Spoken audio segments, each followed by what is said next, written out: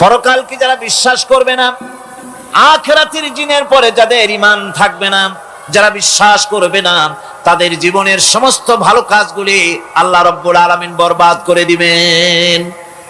তাদের জীবনের কোনো কাজের কোনো মূল্য নাই, সমস্ত কাজগুলি নিষ্ফল, বেকার, যারা নাকি পরকালকে বিশ্বাস করবে না। পরকালের বিশ্বাসটাই হচ্ছে মানুষের জীবনের সবচাইতে নৈতিকতার মূল ভিত্তি। একটা মানুষের চরিত্র ভালো হওয়ার জন্য পরকালের বিশ্বাসটা সবচেয়ে বড় জিনিস। মানুষ ভালো মন্দ, পরকালের দরকারটা কি? প্রশ্ন উঠতে পারে, পরকালটা না হলে কি হইতো? পরকালটা এই জন্য হবে, এই জন্য দরকার যে পৃথিবীতে মানুষ অনেক ভালো কাজ করে, আবার অনেক খারাপ কাজও করে, দুরকমই করে। যত ভালো কাজ করে, এই ভালো কাজের পুরস্কার পৃথিবীতে দেওয়া সম্ভব নয়। একটা মানুষ এত ভালো কাজ করলো, নামাজ পড়লো, রোজা রাখলো, হজ করলো, যাকাত দিল, তারপরে আল্লাহর দ্বীন প্রতিষ্ঠার জন্য কষ্ট করলো, জেল খাটলো, জরিমানা দিল, ফাঁসির মঞ্চে চড়লো, তার এত ভালো কাজের পুরস্কার এই পৃথিবীতে দেওয়া সম্ভব নয়। এজন্য এমন একটা সময় দরকার যেখানে এগুলির এই বিরাট একটা লম্বা সময় তাকে পুরস্কার দেওয়া যায়, সেজন্য পরকালের প্রয়োজন। আবার পৃথিবীতে এমন বহু লোক আছে যারা এত অন্যায় করে যে অন্যায়ের শাস্তি পৃথিবীতে এই সীমিত সময় দেওয়া সম্ভব নয়। যেমন দৃষ্টান্ত দিতে গিয়ে আমি বলি যে একটা মানুষ যদি একটা মানুষকে হত্যা করে, তাহলে আপনি তাকে ওই একটা হত্যার বিনিময়ে তাকেও আপনি হত্যা করলেন, তাকেও ফাঁসি দিয়ে দিলেন। কিন্তু একটা মানুষ যদি লক্ষ লক্ষ মানুষ হত্যার কারণ হয়, একটা মানুষ যদি অনেকগুলি মানুষ মারে, তাহলে অনেকগুলি মানুষ মারার শাস্তি তো একটা জীবনের উপরে আপনি দিতে পারেন না। তাকে তো, তার জীবন তো একটাই, তার জীবন কয়টা?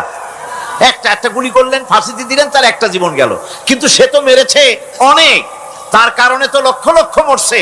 কাজে এই শাস্তি পৃথিবীতে দেওয়া সম্ভব নয় বলে এমন একটা জায়গা দরকার যেখানে এই ধরনের বড় রকমের শাস্তি, দীর্ঘমেয়াদী শাস্তি দেওয়া যায়, শরীরটাও সেরকমের বানানো যায়, এই ধরনের করে একটি জায়গা দরকার।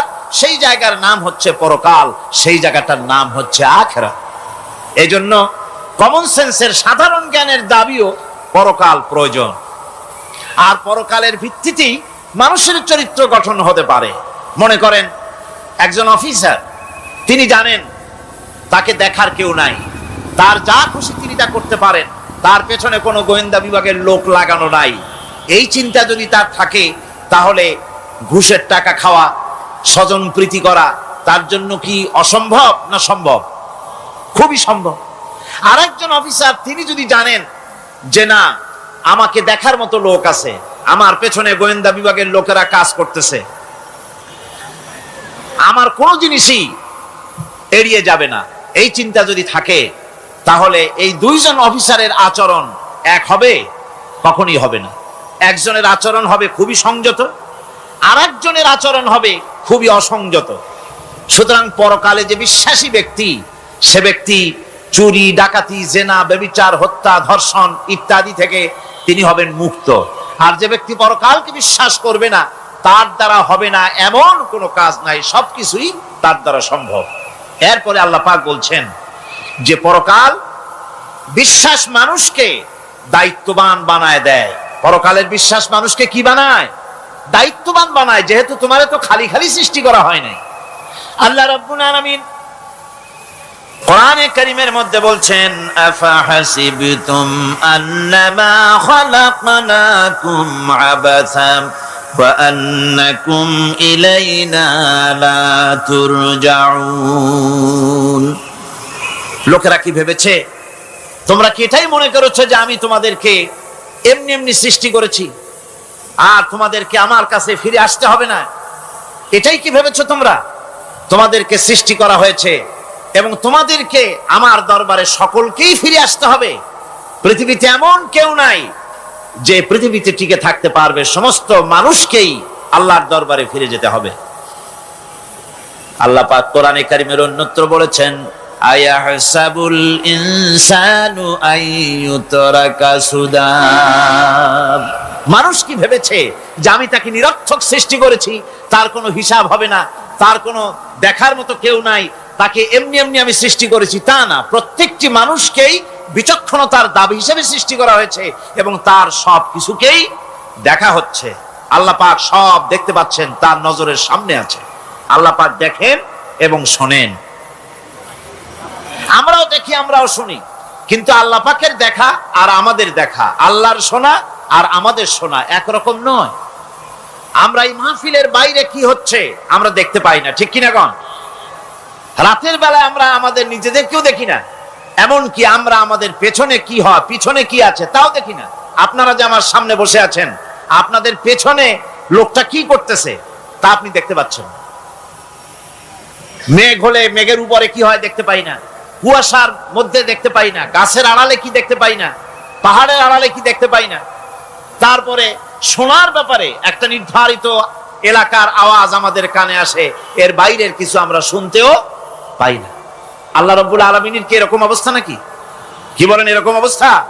আল্লাহ সব দেখতে পান, সব শুনতে পান, এমন তার চোখের সামনে কোন অবস্ট্রাকশন নাই, তার চোখের সামনে কোন জিনিস অন্তরায় হয়ে দাঁড়াতে পারে না। কেউ কোন জিনিস তার চোখের সামনে বাধার সৃষ্টি হতে পারে না। তাকে কেউ দেখতে পারে না, কিন্তু তিনি সবাইকে দেখতে পান। লা তুদরিকুহুল আবসার, তাকে কোন দৃষ্টিশক্তি তাকে দেখতে পাবে না। সমস্ত দৃষ্টিশক্তিকে তিনি দেখবেন, কিন্তু তাকে কেউ দেখতে পারবে না। সুবহানাল্লাহি ওয়া বিহামদিহি। সুতরাং তিনি সব দেখেন এবং সবই শোনেন। এই বিশ্বাস মানুষকে দায়িত্ববান বানায়। এই বিশ্বাস মানুষকে কি বানায় জোরে গান? দায়িত্ববান বানিয়ে দেয়।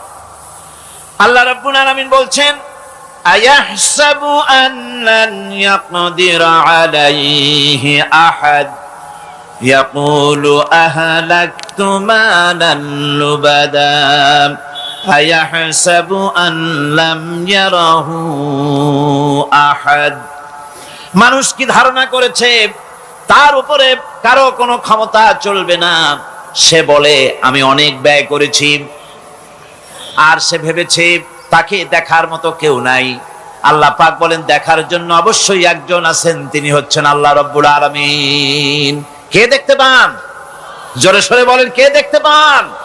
আল্লাহ পাক সব দেখেন, সব শোনেন। এমনকি সমুদ্রের অতল তলদেশে কোন পাথরের সাথে লাগানো, বালু কণার সঙ্গে লাগানো ছোট্ট একটি পোকা, যা মাইক্রোস্কোপ যন্ত্র ছাড়া দেখা যায় না, এমন ছোট্ট পোকাটিও যদি চিৎকার মারে ক্ষুধার যন্ত্রণায় বা পেটের যন্ত্রণায় বা কষ্টে পড়ে কোনো চিৎকার যদি মারে, সমুদ্রের কেউ শোনার কথা নয়, জমিনের উপরে কেউ শোনার কথা নয়, অন্তরিক্ষের কারো শোনার কথা নয়। আল্লাহ রাব্বুল আলামিন বলেন সেই ক্ষীণ আওয়াজটুকুনো তোমার আল্লাহ পাক শুনতে পান। সব তিনি শুনতে পান এবং দেখতে পান, তার চোখের সামনে সব রয়েছে। সুতরাং আসল কথা হচ্ছে মানুষেরা পরকালের চাইতে দুনিয়ার গুরুত্ব দেয় বেশি। বাল তুসিরুনাল হায়াতাদ দুনিয়া ওয়াল আখিরাতু খায়রুন ওয়া আবকা। তোমরা পার্থিব জীবনকে অগ্রাধিকার দিয়েছো, আর পরকাল হচ্ছে উত্তম এবং স্থায়ী। পরকাল হচ্ছে উত্তম। পৃথিবী একটা নিকৃষ্ট জায়গা, একটা ছোট্ট জায়গা পৃথিবী। এটার আরবি হচ্ছে কি বলুন তো? পৃথিবীর আরবি কি? দুনিয়া। এটাকে দুনিয়া, দুনিয়া শব্দটা এসেছে আদনা শব্দ থেকে, তুচ্ছ, নিকৃষ্ট, এটার কোনো দাম নাই। আর এই জন্য হাদিস শরীফে এসেছে যে এই পৃথিবীর মূল্য যদি আল্লাহর কাছে মশার ডানা তুল্য যদি হতো, তাহলে কাফেরকে এক ঢোক পানি আল্লাহ পাক গিলতে দিতেন না। আল্লাহর দৃষ্টান্তটা, হাদিস শরীফের দৃষ্টান্তটা লক্ষ্য করেছেন? এই পৃথিবীর মূল্য যদি একটা মশার ডানার তুল্য যদি হতো, আপনাকে কেউ যদি 1,00,000 মশার ডানা যদি কেউ আপনাকে জোগাড় করে দেয়, আপনি কয় টাকা দিয়ে কিনবেন? কোন কথা বলতেছেন না? খুব আগ্রহ আছে কেনার নাকি? 4 আনা দিয়েও, 4 পয়সা দিয়েও আপনারা কেউ কিনবেন না, যেহেতু মশার ডানা 10 কোটি ডানা আনি জোগাড় করে দেন, নদী করবোটা কি? কাজেই দৃষ্টান্তটা লক্ষ্য করুন যে এই পৃথিবীর মূল্য যদি আল্লাহ পাকের কাছে একটা মশার ডানার তুল্য যদি হতো, তাহলে আল্লাহ রাব্বুল আলামিন কাফেরকে এক ঢোক পানি গিলতে দিতেন না, তার মানে এটার কোনো দাম নাই। তো যেটার দাম নাই সেটার দাম আমরা খুব বেশি দিয়েছি। আর পরকাল হচ্ছে স্থায়ী, চিরস্থায়ী জায়গা, সেই চিরস্থায়ী জায়গার আমরা মূল্য দেই নাই। যেমন আমরা দেহের মূল্যটা বেশি দেই, আত্মার মূল্যটা কম দেই। দেহটারে সাজাই বেশি, এই দেহটার জন্য দেখছেন অবস্থা, শীতকালে কত ক্রিম মাখে, পায়ে ভ্যাসলিন মাখে, মুখে ক্রিম মাখে, হাতে জেলি মাখে, তারপরে ঠোঁটে আরো কিছু মাখে, এরপরে এতগুলি মাইখা তারপরে জামা কাপড় সেন্ট আতর কত কিছু সমানে মাখতে থাকে শরীরের জন্য, এত যত্ন। তারপরে ভুরি ভোজন পাইকারি দরে খায়, জনমের মতো খায়, খাওয়ার চোটে পেট যায় একদিক, পাছা যায় আর একদিক, মাথা যায় আর একদিক, আস্তে আস্তে দুমবার সাইজ হয়ে যায় মানুষের বডিটা। যেই শরীরটার কোনো দাম নাই, কোনো মূল্য নাই, আপনারা আচ্ছা আপনারা সত্য করে বলেন দামটা কার? শরীরের দেহের দাম বেশি না আত্মার দাম বেশি? কোন কোনটার দাম? কার দাম? আত্মাটার দাম বেশি। এটা মুখ দিয়ে বললেন, কিন্তু আসলে মনের কথা হইলে আত্মারে আপনারা কিছু খাইতে দিতেন। আত্মাকে তো কিছু খেতে দেওয়া হয় না, দেহটারই। আত্মাটার দাম যদি বেশি না হবে, মানুষ মরে গেলে পরে যায়টা কি? চোখ আছে, কান আছে, মুখ আছে, হাত আছে, পা আছে, সবই তো রয়ে গেল। গেলটা কি? কি যাওয়ার কারণে? প্রাণের সন্তান, কলিজার টুকরা সন্তান বলে মা, বাবার কাছে আমার যেতে ভয় করে। ছোট্ট বাচ্চা বাবার কাছে যেতে চায় না, প্রাণীদিকা স্ত্রীও যেতে চায় না।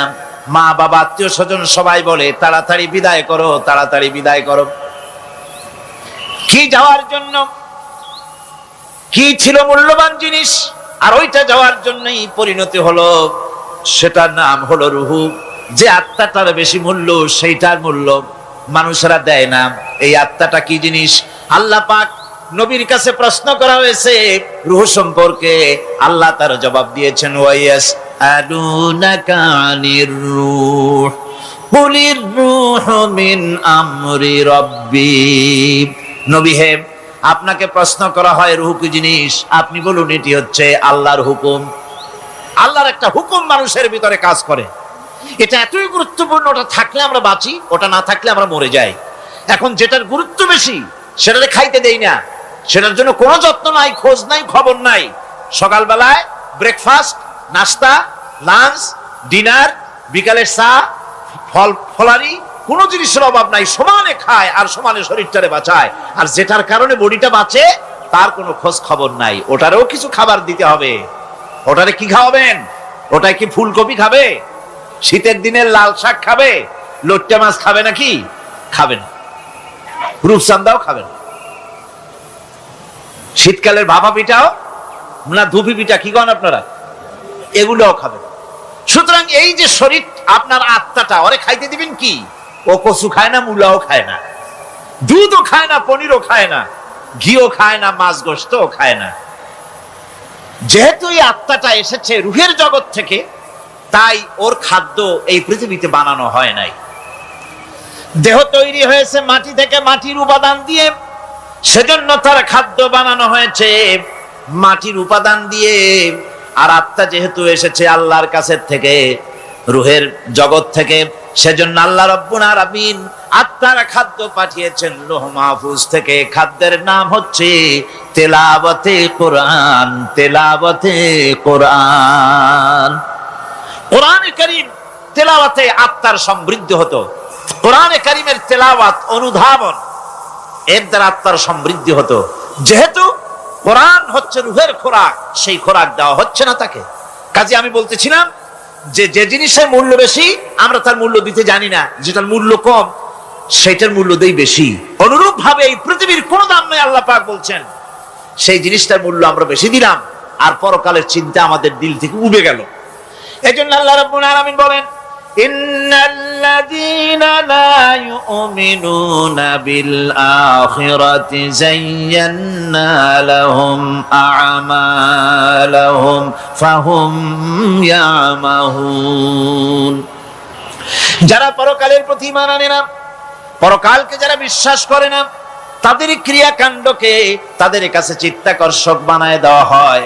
আর এভাবে তারা পথভ্রষ্ট হয়ে যায়। দুনিয়া তাদের কাছে বেশি মজা লাগে, দুনিয়াটা বেশি ভালো লাগে। কয় হুজুর তাফসীরের মাহফিল ভালো লাগে, আবার যখন কীর্তন শুনতে যাই, সিনেমা দেখতে যাই, তাও খারাপ লাগে না, তাও ভালো লাগে। মিলাদ শরীফও ভালো লাগে, কীর্তনও ভালো লাগে, ওয়াজ মাহফিলও ভালো লাগে, গানও ভালো লাগে, সিনেমাও ভালো লাগে। এই যে দুই জিনিস ভালো লাগে, এটা হলো মুনাফিকি রোগ। এটা কি রোগ বলেন না সবাই? এটা কি রোগ? মুনাফিকি রোগ। ইমানের স্বাদ যখন নষ্ট হয় তখন এই অবস্থার সৃষ্টি হয়। বিষাক্ত সাপ যখন মানুষকে দংশন করে, রাতের অন্ধকারে বিষাক্ত সাপে মানুষকে দংশন করেছে, ওঝা আনা হলো। ওঝা এসে সর্বপ্রথম টেস্ট করবে যে সাপটা কি বিষাক্ত না এমনি সাধারণ সাপে তাকে দংশন করেছে, সাপটা কি ধরনের। এটা টেস্ট করার জন্য সাপে কাটা রোগীর মুখে ওঝা মুখের মধ্যে খুব ঝাল মরিচ অথবা লবণ এটা দেয়। দিলে পরে সে যদি বলে পানি পানি লাগে, খুব ঝালওয়ালা মরিচ কিন্তু মুখে পানি পানি লাগে, বুঝতে হবে বিষাক্ত সাপে কামড়িয়েছে। আর যদি ঝালকে ঝাল বলে, লবণকে লবণ বলে, তিতকে তিতো বলে, তাহলে বোঝা যাবে বিষাক্ত সাপে কামড়ায় নাই। তো বিষাক্ত সাপের প্রধান আলামত হলো এই, বিষাক্ত সাপে যখন মানুষকে কাটে তখন তার প্রথম বিষক্রিয়া হচ্ছে তার রক্তকে জাম করে দেয় আর জিহ্বার স্বাদকে নষ্ট করে দেয়। এই পৃথিবীতে যত বিষাক্ত সাপ আছে সবচাইতে মারাত্মক আর বিষাক্ত সাপ হচ্ছে শয়তান। সবচাইতে বিষাক্ত সাপ কি? এই শয়তান যাকে ওয়াসওয়াসা দেয়, শয়তান যাকে দংশন করে, শয়তান যারে ফুটবল বানাতে পারে, সর্বপ্রথম তার ইমানের স্বাদ নষ্ট করে দেয়। তখন আখিরাত ভালো লাগে না, তখন মসজিদ ভালো লাগে না, তখন ওয়াজ মাহফিল ভালো লাগে না, তাফসীর মাহফিল ভালো লাগে না, তখন সিনেমা পছন্দ হয়, গান পছন্দ হয়, মেলা পছন্দ হয়, সাংস্কৃতিক অনুষ্ঠান, নাচ, উল্টোপাল্টা কাম, এই সমস্ত পছন্দ হয়। আল্লাহর ইসলাম ভালো লাগে না, পছন্দ হয় না। আল্লাহ পাক বলেন পরকালকে যারা অস্বীকার করে তাদের মনের তাদের জন্য এই দুনিয়াটাকেই তাদের সামনে চিত্তাকর্ষক, তাদের ক্রিয়াকাণ্ডকে চিত্তাকর্ষক করে দেওয়া হয় আর এর ভেতরেই তারা পড়ে থাকে। ফলে এই সব পরকালে অবিশ্বাসী লোকগুলি অহংকারী হয়। তারা কি হয়? আল্লাহ পাক বলেন ফাল্লাযীনা লা ইউমিনুনা বিল আখিরাতি কুলুবুহুম মুনকিরাতুন ওয়া হুম মুস্তাকবিরুন। পরকালের প্রতি যারা ঈমান আনে না, পরকালকে যারা বিশ্বাস করে না, তাদের মন সত্য কথাকে অস্বীকার করে আর এই লোকগুলি অহংকারী হয়ে যায়, ধরাকে সরাক জ্ঞান করে। কি হনুরে এই অবস্থার সৃষ্টি হয়ে যায়। সে মনে করে যে পৃথিবী আমার, উলট পালট করে দে মা, লুটে পুটি খাই, পরকালে বিশ্বাস নাই, যা খুশি সে তখন তা করতে থাকে এবং অহংকারী হয়ে যায়। পরকালীন জীবনের অস্বীকৃতি আজকে নতুন কিছু নয়। আজও এক শ্রেণীর লোক আছে যারা বলে পরকাল বলে কিছুই নাই, আল্লাহ সম্পর্কে বলে দেয়ার ইজ নো গড, স্রষ্টা বলতে কিছু নাই, পরকালকেও বিশ্বাস করে না এমন লোক আমাদের দেশে আছে কিনা? কোন যেরকম আছে কিনা? যথেষ্ট তৈরি হয়েছে এবং বর্তমান সময় বেশি তৈরি হয়েছে। অতীতের কোন সময় ইসলাম আর মুসলিম সেন্টিমেন্ট এত আহত হয় নাই যত এই কয়েক বছরের মধ্যে হয়েছে, ঠিক কিনা? পরকালকে অস্বীকার করেছে, কোরআন শরীফকে আগাগোড়া সংশোধনের কথা বলেছে, আল্লাহকে মিথ্যাবাদী বলেছে। নাউজুবিল্লাহ পড়েন না কেন? নাউজুবিল্লাহি মিন যালিক। আল্লাহকে মিথ্যাবাদী বলা হয়েছে, কোরআনের সংশোধনের দাবি উঠেছে, মাদ্রাসার ভেতরে ডাকাত দুষ্ট পয়দা হয় বলা হচ্ছে।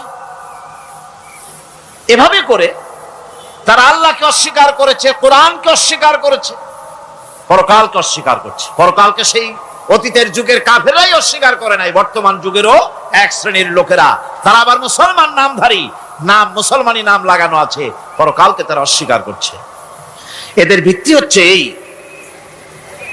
তারা বলে ইন হিয়া ইল্লা হায়াতুনা দুনিয়া ওয়া মা নাহনু বিমাবউসিন। তারা বলে এই দুনিয়ার জীবনটাই একমাত্র জীবন, এই দুনিয়ার জীবনই হলো একমাত্র জীবন, আমরা উঠবো না পরকালে, পরকাল বলে কিছুই নাই, পরকাল বলে কোনো জিনিস নাই, আমাদেরকে কিয়ামতে আল্লাহর দরবারে ওঠা লাগবে না। সুতরাং তারা ওমর খৈয়ামের মুরিদ হয়ে যায়। তারা বলতে থাকে এই বেলা ভাই মদ খেয়ে নাও, কাল নিশীতের ভরসা কই, চাঁদনি জাগিবে যুগ যুগ ধরি, আমরা তোমার রবনাশ হই। যত পারো মদ খাও, নগদ যা পাও হাত পেতে নাও, বাকির খাতায় শূন্য থাক। দূরের বাদ্য কি লাভ শুনে, মাঝখানে যে বেজায় ফাঁক।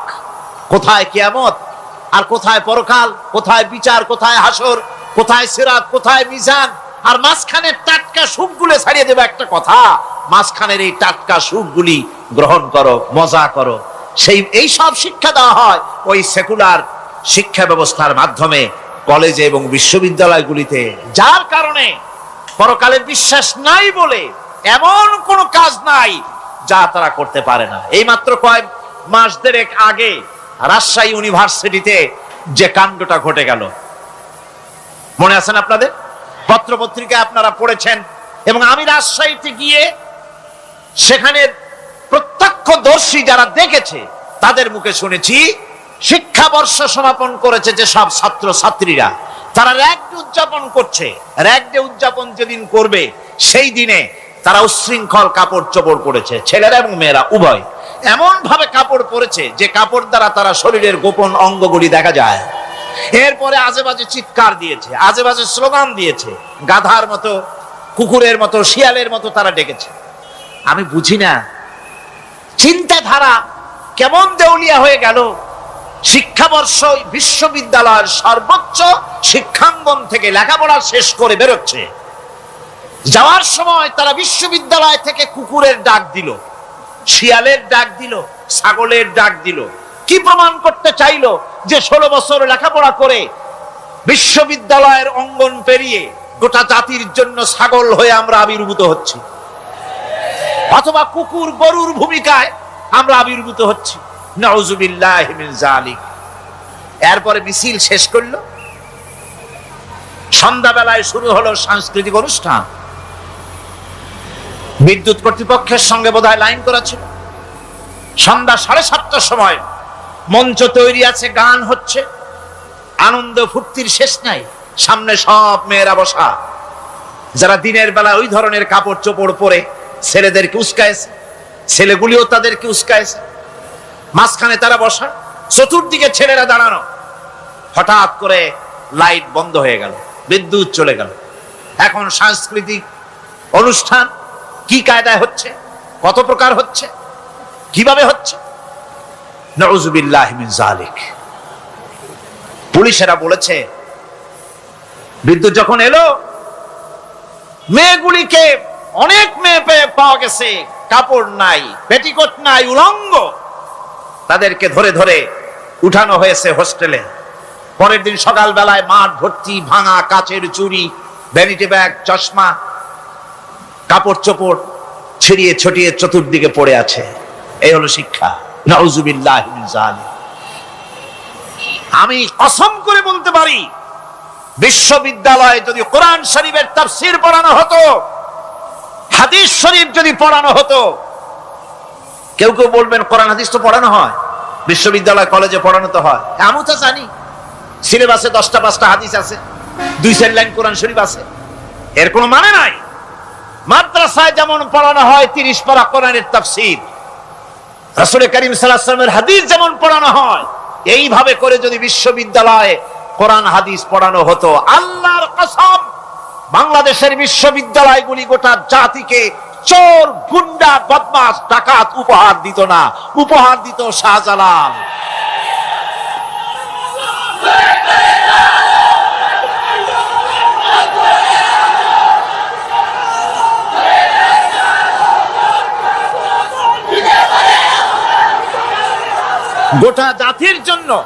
গোটা জাতির জন্য বিশ্ববিদ্যালয় সমূহ উপহার দিতে পারত।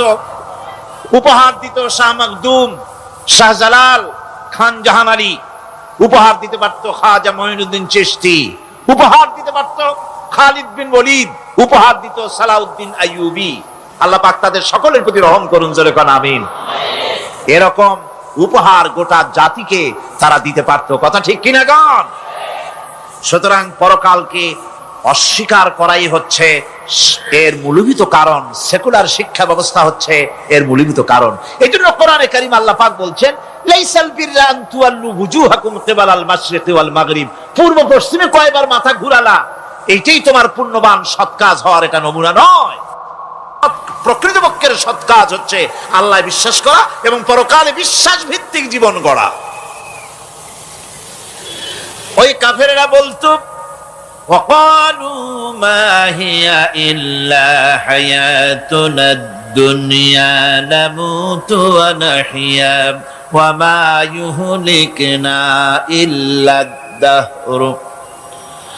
আল্লাহ রাব্বুল আলামিন বলেন, এই কাফেররা বলতো দুনিয়ার জীবনটাই তো আসল জীবন, আমরা মরবো না, আমরা এখানেই থাকবো, এই জীবনটাই হলো আসল জীবন, এখানেই বাঁচবো, এখানেই মরবো, আমরা পরকাল বলে কোনো জিনিস নাই, আমাদের কোনো ওঠা লাগবে না, যা কিছু হয় যুগের আবর্তন ছাড়া কিছুই হয় না।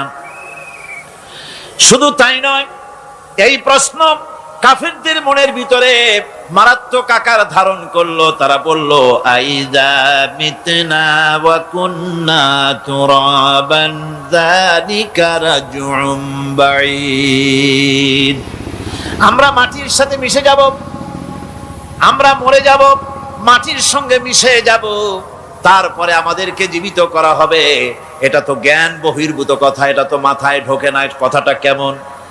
তারা এভাবে অনেক প্রশ্ন করত। ওয়াকালু আইযা কুন্না ইযামান ওয়া রুফাতান আইন্না লামাবউসুনা খালকান জাদীদা, আমরা মরে যাব, গলে যাব, পচে যাব, হাড্ডি গুড্ডি মাটির সাথে মিশে যাবে, এরপরে আমাদেরকে নতুন করে সৃষ্টি করা হবে, এটা জ্ঞান বহির্ভূত কথা, এটা মাথার মধ্যে আসে না। কে আমাদেরকে চিন্তা করবে মরে যাওয়ার পর? আল্লাহ রাব্বুল আলামিন বলছেন, দেখো আল্লাহ পাক কোরআনে কারীমের ভিতরে যুক্তি দিয়ে বুঝাচ্ছেন যে অবশ্যই তোমাদেরকে আবার জিন্দা করা হবে, তোমাদেরকে উঠতে হবে। তোমরা এই পৃথিবীর অবস্থা পর্যবেক্ষণ করো, তাকায় দেখো আকাশের দিকে, জমিনের দিকে লক্ষ্য করে দেখো। আওয়ালাম ইয়ানজুরু ফি মালাকুতিস সামাওয়াতি ওয়াল আরদ, তারা কি আসমান এবং জমিনের ব্যবস্থাপনা সম্পর্কে চিন্তা ভাবনা করে না? ওই বিরাট আকাশটাকে যে আল্লাহ রাব্বুল আলামিন তৈরি করলেন, এই জমিনটাকে যিনি তৈরি করলেন, তিনি কি তোমাকে মৃত্যুর পরে তিনি কি জিন্দা করবেন না? তিনি কি জিন্দা করতে পারবেন না? কেমনে তোমরা অস্বীকার করতে পারো? দুনিয়ার ব্যবস্থাপনা এবং এই পৃথিবীর আকাশ এবং জমিনের ব্যবস্থাপনা সম্পর্কে তোমরা চিন্তা ভাবনা করে দেখো, অবশ্যই আল্লাহ রাব্বুল আলামিন তোমাদেরকে আবার জিন্দা করবেন। وَكَأَيٍّ مِّنْ آيَاتٍ فِي السَّمَاوَاتِ وَالْأَرْضِ يَمُرُّونَ عَلَيْهَا وَهُمْ عَنْهَا مُعْرِضُونَ। আসমান জমিনে বহু নিদর্শন পড়ে আছে যেগুলি তারা অতিক্রম করে যায়, অথচ সে সম্পর্কে তারা মোটেই চিন্তা ভাবনা করে না। চিন্তার বহু বিষয় আল্লাহ পাক এই পৃথিবীতে রেখেছেন। যারা চিন্তাশীল, যারা জ্ঞানবান, তারা এর দ্বারা বুঝতে পারে। আল্লাহ রাব্বুল আলামিন বলছেন, ইন্না ফি খালকিস সামাওয়াতি ওয়াল আরদি ওয়া ইখতিলাফিল লাইলি ওয়ান নাহার লাআয়াতিন লিউলিল আলবাব। নিশ্চয়ই আকাশ সৃষ্টি এবং জমিন সৃষ্টির ব্যাপারে আর রাত আর দিনের পরিবর্তনের ব্যাপারে যারা জ্ঞানবান তাদের জন্য নিদর্শন রয়েছে। যারা জ্ঞানবান তাদের জন্য চিন্তার বিষয়বস্তু রয়েছে। গবেষণা করো, চিন্তা করো, এই পৃথিবীতে আল্লাহ পাক যা কিছু সৃষ্টি করেছেন তার পক্ষে আবার তোমাদেরকে সৃষ্টি করা মোটেই অসম্ভব নয়। পরকালীন জীবনের সম্ভাবনা সম্পর্কে কোরআন অবিশ্বাসীদেরকে বলছে, দেখো আল্লাহুল্লাযী রাফা'আস সামাওয়াতি বিগাইরি আমাদিন তারাউনাহা সুম্মা ইসতাওয়া আলাল আরশ। সে আল্লাহ তোমাদের নিকট দৃশ্যমান স্তম্ভ ছাড়াই ওই বিশাল আকাশটা তৈরি করেছেন। যারা পরকাল আছে বলে উঠতে হবে একথা যারা বিশ্বাস করে না, তাদের ব্যাপারে আল্লাহ পাক এই যুক্তি দিচ্ছেন, দেখো এই বিশাল যে আকাশটা, এই আকাশে কোনো খুঁটি আছে? কথা বলেন না কেন? এই আকাশে কোনো খুঁটি আছে? কোন রকমের খুঁটি ছাড়াই ওই বিশাল আকাশটা কে বানিয়েছেন? জোরে চিৎকার দিয়ে বলেন, কে বানাইছেন? এই যে শামিয়ানা, একটা বিশাল প্যান্ডেল, এই প্যান্ডেলে খুঁটি আছে না নাই? শুধু আছে না, একটা দুইটা না, জনমের মতো খুঁটি আছে। চতুর্দিকে তাকায় দেখে কত খুঁটি। এতটুকু একটা শামিয়ানায় শত শত খুঁটি লাগতেছে কাপড়টা ধারণ করবে বলে। কি ধারণ করবে? কাপড়। আর অত বড় বিশাল আকাশ, সেই আকাশটার কোনো খুঁটি আছে? আল্লাহ পাক বলছেন কোন দৃশ্যমান খুঁটি ছাড়াই এত বড় বিশাল আকাশটা তোমার মাথার উপরে দাঁড়িয়ে আছে এবং আল্লাহ পাক আরশের উপরে দীপ্তমান হয়ে আছেন। এগুলি দেখেও কি তোমার মাথার মধ্যে কোনো চিন্তা আসে না যেটা কি করে সম্ভব হলো? অনেকে তো এমন আছে শিক্ষিত লোক, তারা আবার বলে কি, কয় যে না আকাশ বলে কিছু নাই, ওই অনেক দূরে তো সেই জন্য নীলে নীলে দেখা যায়, আসলে কিছু নাই। আকাশ, কোরআনে কারীমের মধ্যে আকাশ সম্পর্কে যে কথা বলা হয়েছে, বিশাল, যার কোনো কূল নাই, কিনারা নাই, মহাশূন্য। আমি সামনে বলবো আকাশ সম্পর্কে কথা আসতেছে। আল্লাহ পাক বলছেন দেখো ওই বিশাল আকাশটাকে আমি সৃষ্টি করে রেখেছি, কোনো খুঁটি লাগাই নেই। তোমার মতো একটা ছোট্ট মানুষ সৃষ্টি করেছি, মরে যাওয়ার পর মাটির সাথে মিশে যাবা, আবার তোমাকে যে আমি উঠাবো, এ ব্যাপারে তোমার চিন্তার মধ্যে দুর্বলতা আসলো কেন যে সেই আল্লাহ রাব্বুল আলামিন তোমাকে উঠাতে পারবেন না?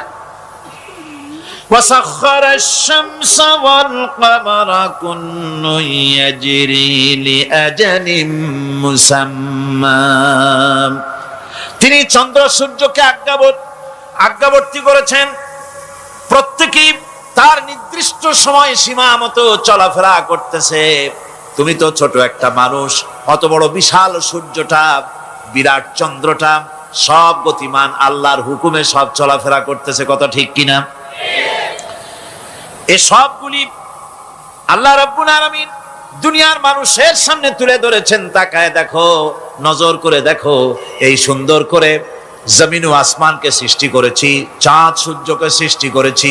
এবার লক্ষ্য করো, আনতুম আশাদ্দু খালকান আমিস সামাউ বানাহা। তোমাদের সৃষ্টি করা বেশি কঠিন না ওই বিশাল আকাশটাকে তৈরি করা বেশি কঠিন? কোনটা বেশি কঠিন? অত বড় বিশাল আকাশটাকেই যিনি সৃষ্টি করলেন, তিনি তোমার মতো মানুষকে সৃষ্টি করতে পারবেন না? আবার যিনি একবার বিনা মডেলে তোমাকে তৈরি করলেন, আল্লাহ কি সুন্দর দৃষ্টান্ত দিচ্ছেন, আনতুম আশাদ্দু খালকান আমিস সামাউ বানাহা। তোমারে কঠিন তৈরি করা বেশি কঠিন, ওই বিশাল আকাশটাকে বেশি তৈরি করা বেশি কঠিন? অত বড় বিরাট জিনিসটাই তো আল্লাহ তৈরি করে ফেলেছেন, বিশাল আকাশ, মহাশূন্য। আর সেই মহাশূন্যের তুলনায়, মহাবিশ্বের তুলনায় পৃথিবী কত ছোট। আমাদের সবচাইতে কাছে। বিজ্ঞানীরা হয়রান হয়ে যাচ্ছে আকাশের চিন্তা করে, মহাকাশ চিন্তা করে ক্রমান্বয়ে হয়রান হয়ে যাচ্ছে।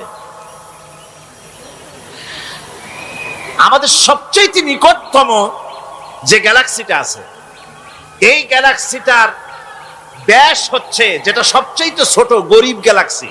এটা বিজ্ঞানীরা বলেছে গরিব গ্যালাক্সি, দিনহীন। এই গরিব গ্যালাক্সি যেটা আমাদের সবচাইতে নিকটে, পৃথিবীর সবচাইতে কাছে, এর ব্যাস হচ্ছে, এর পরিধি হচ্ছে 1,00,000 আলোকবর্ষ সমান। 1,00,000 আলোকবর্ষ। প্রতি সেকেন্ডে আলোর গতি কত? 1,86,000 মাইল প্রতি সেকেন্ডে। প্রতি সেকেন্ডে যে আলোর গতি 1,86,000 মাইল, এর মিনিট, এর ঘন্টা, এর সপ্তাহ, এর মাস, এর বছর, এরকম 1,00,000 আলোকবর্ষ হচ্ছে সেই ছায়াপথের ব্যাস, এটার পরিধি। এটা হলো গরিব গ্যালাক্সি। আর এই গ্যালাক্সিতে বাস করে 10,000 কোটি তারকা। বিজ্ঞানীরা বলছেন যে তারকাগুলি সূর্যের চাইতে লক্ষ কোটি গুণে অনেক বড়। সুবহানাল্লাহ। তাহলে মহাকাশ সম্পর্কে চিন্তা করে মানুষ আজ অবাক হয়ে যাচ্ছে, চিন্তায় হয়রান হয়ে যাচ্ছে। বার্টন রাসেল তিনি বলেছিলেন স্রষ্টার স্রষ্টাকে, স্রষ্টার স্রষ্টাকে।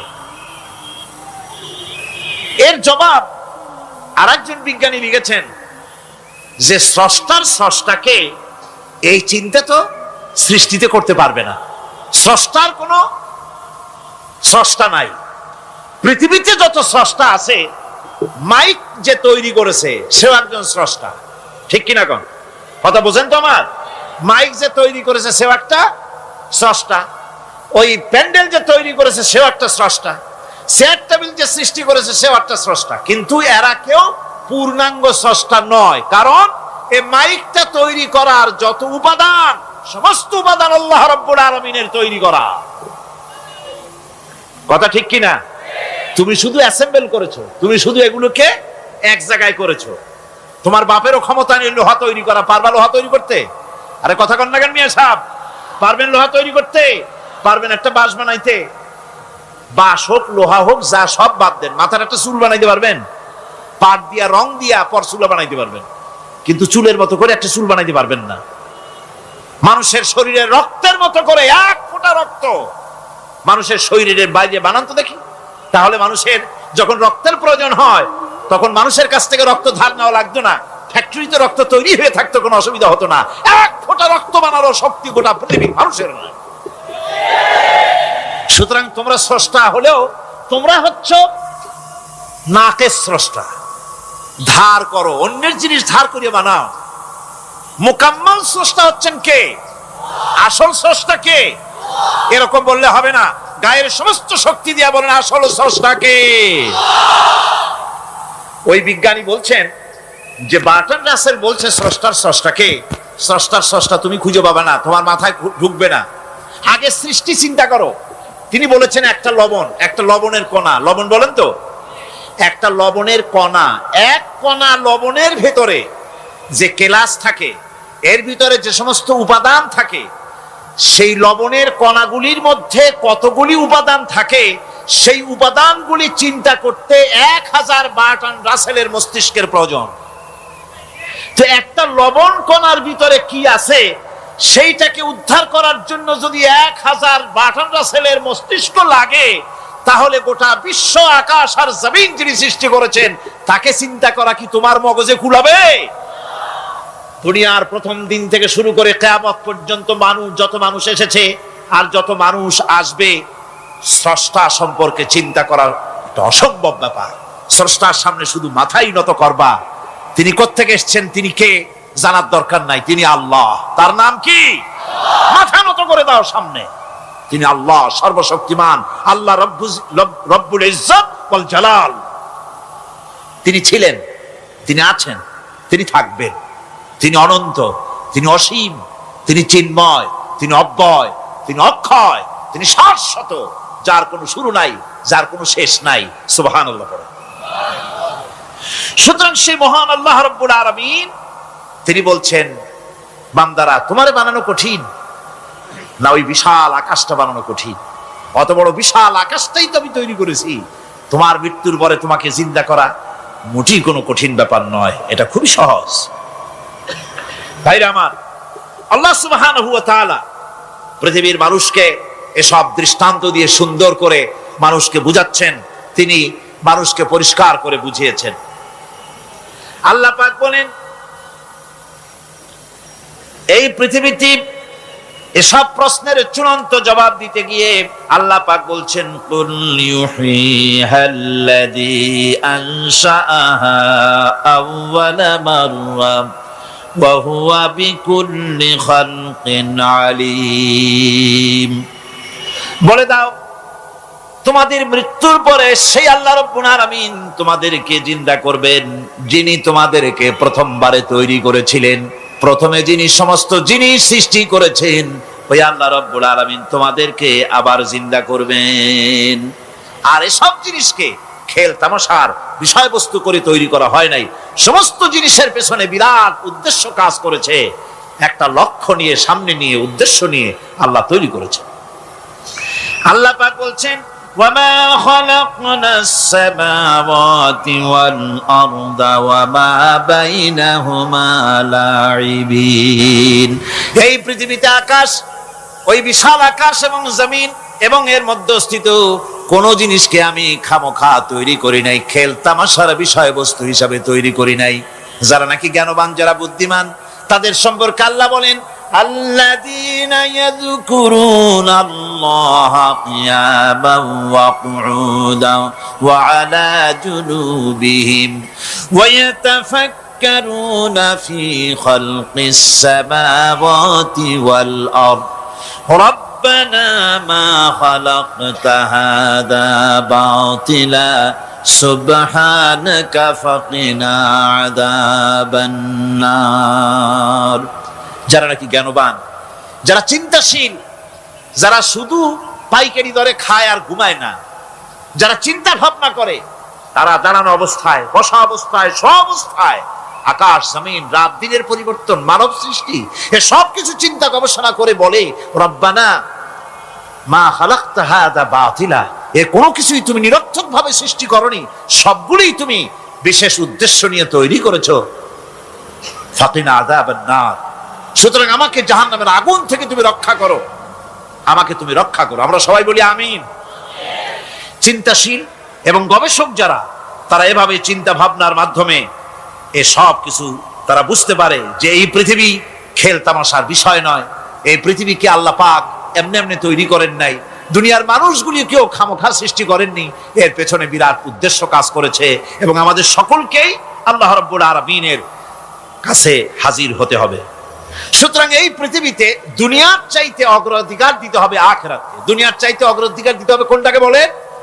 আখিরাতের অগ্রাধিকার দিতে হবে।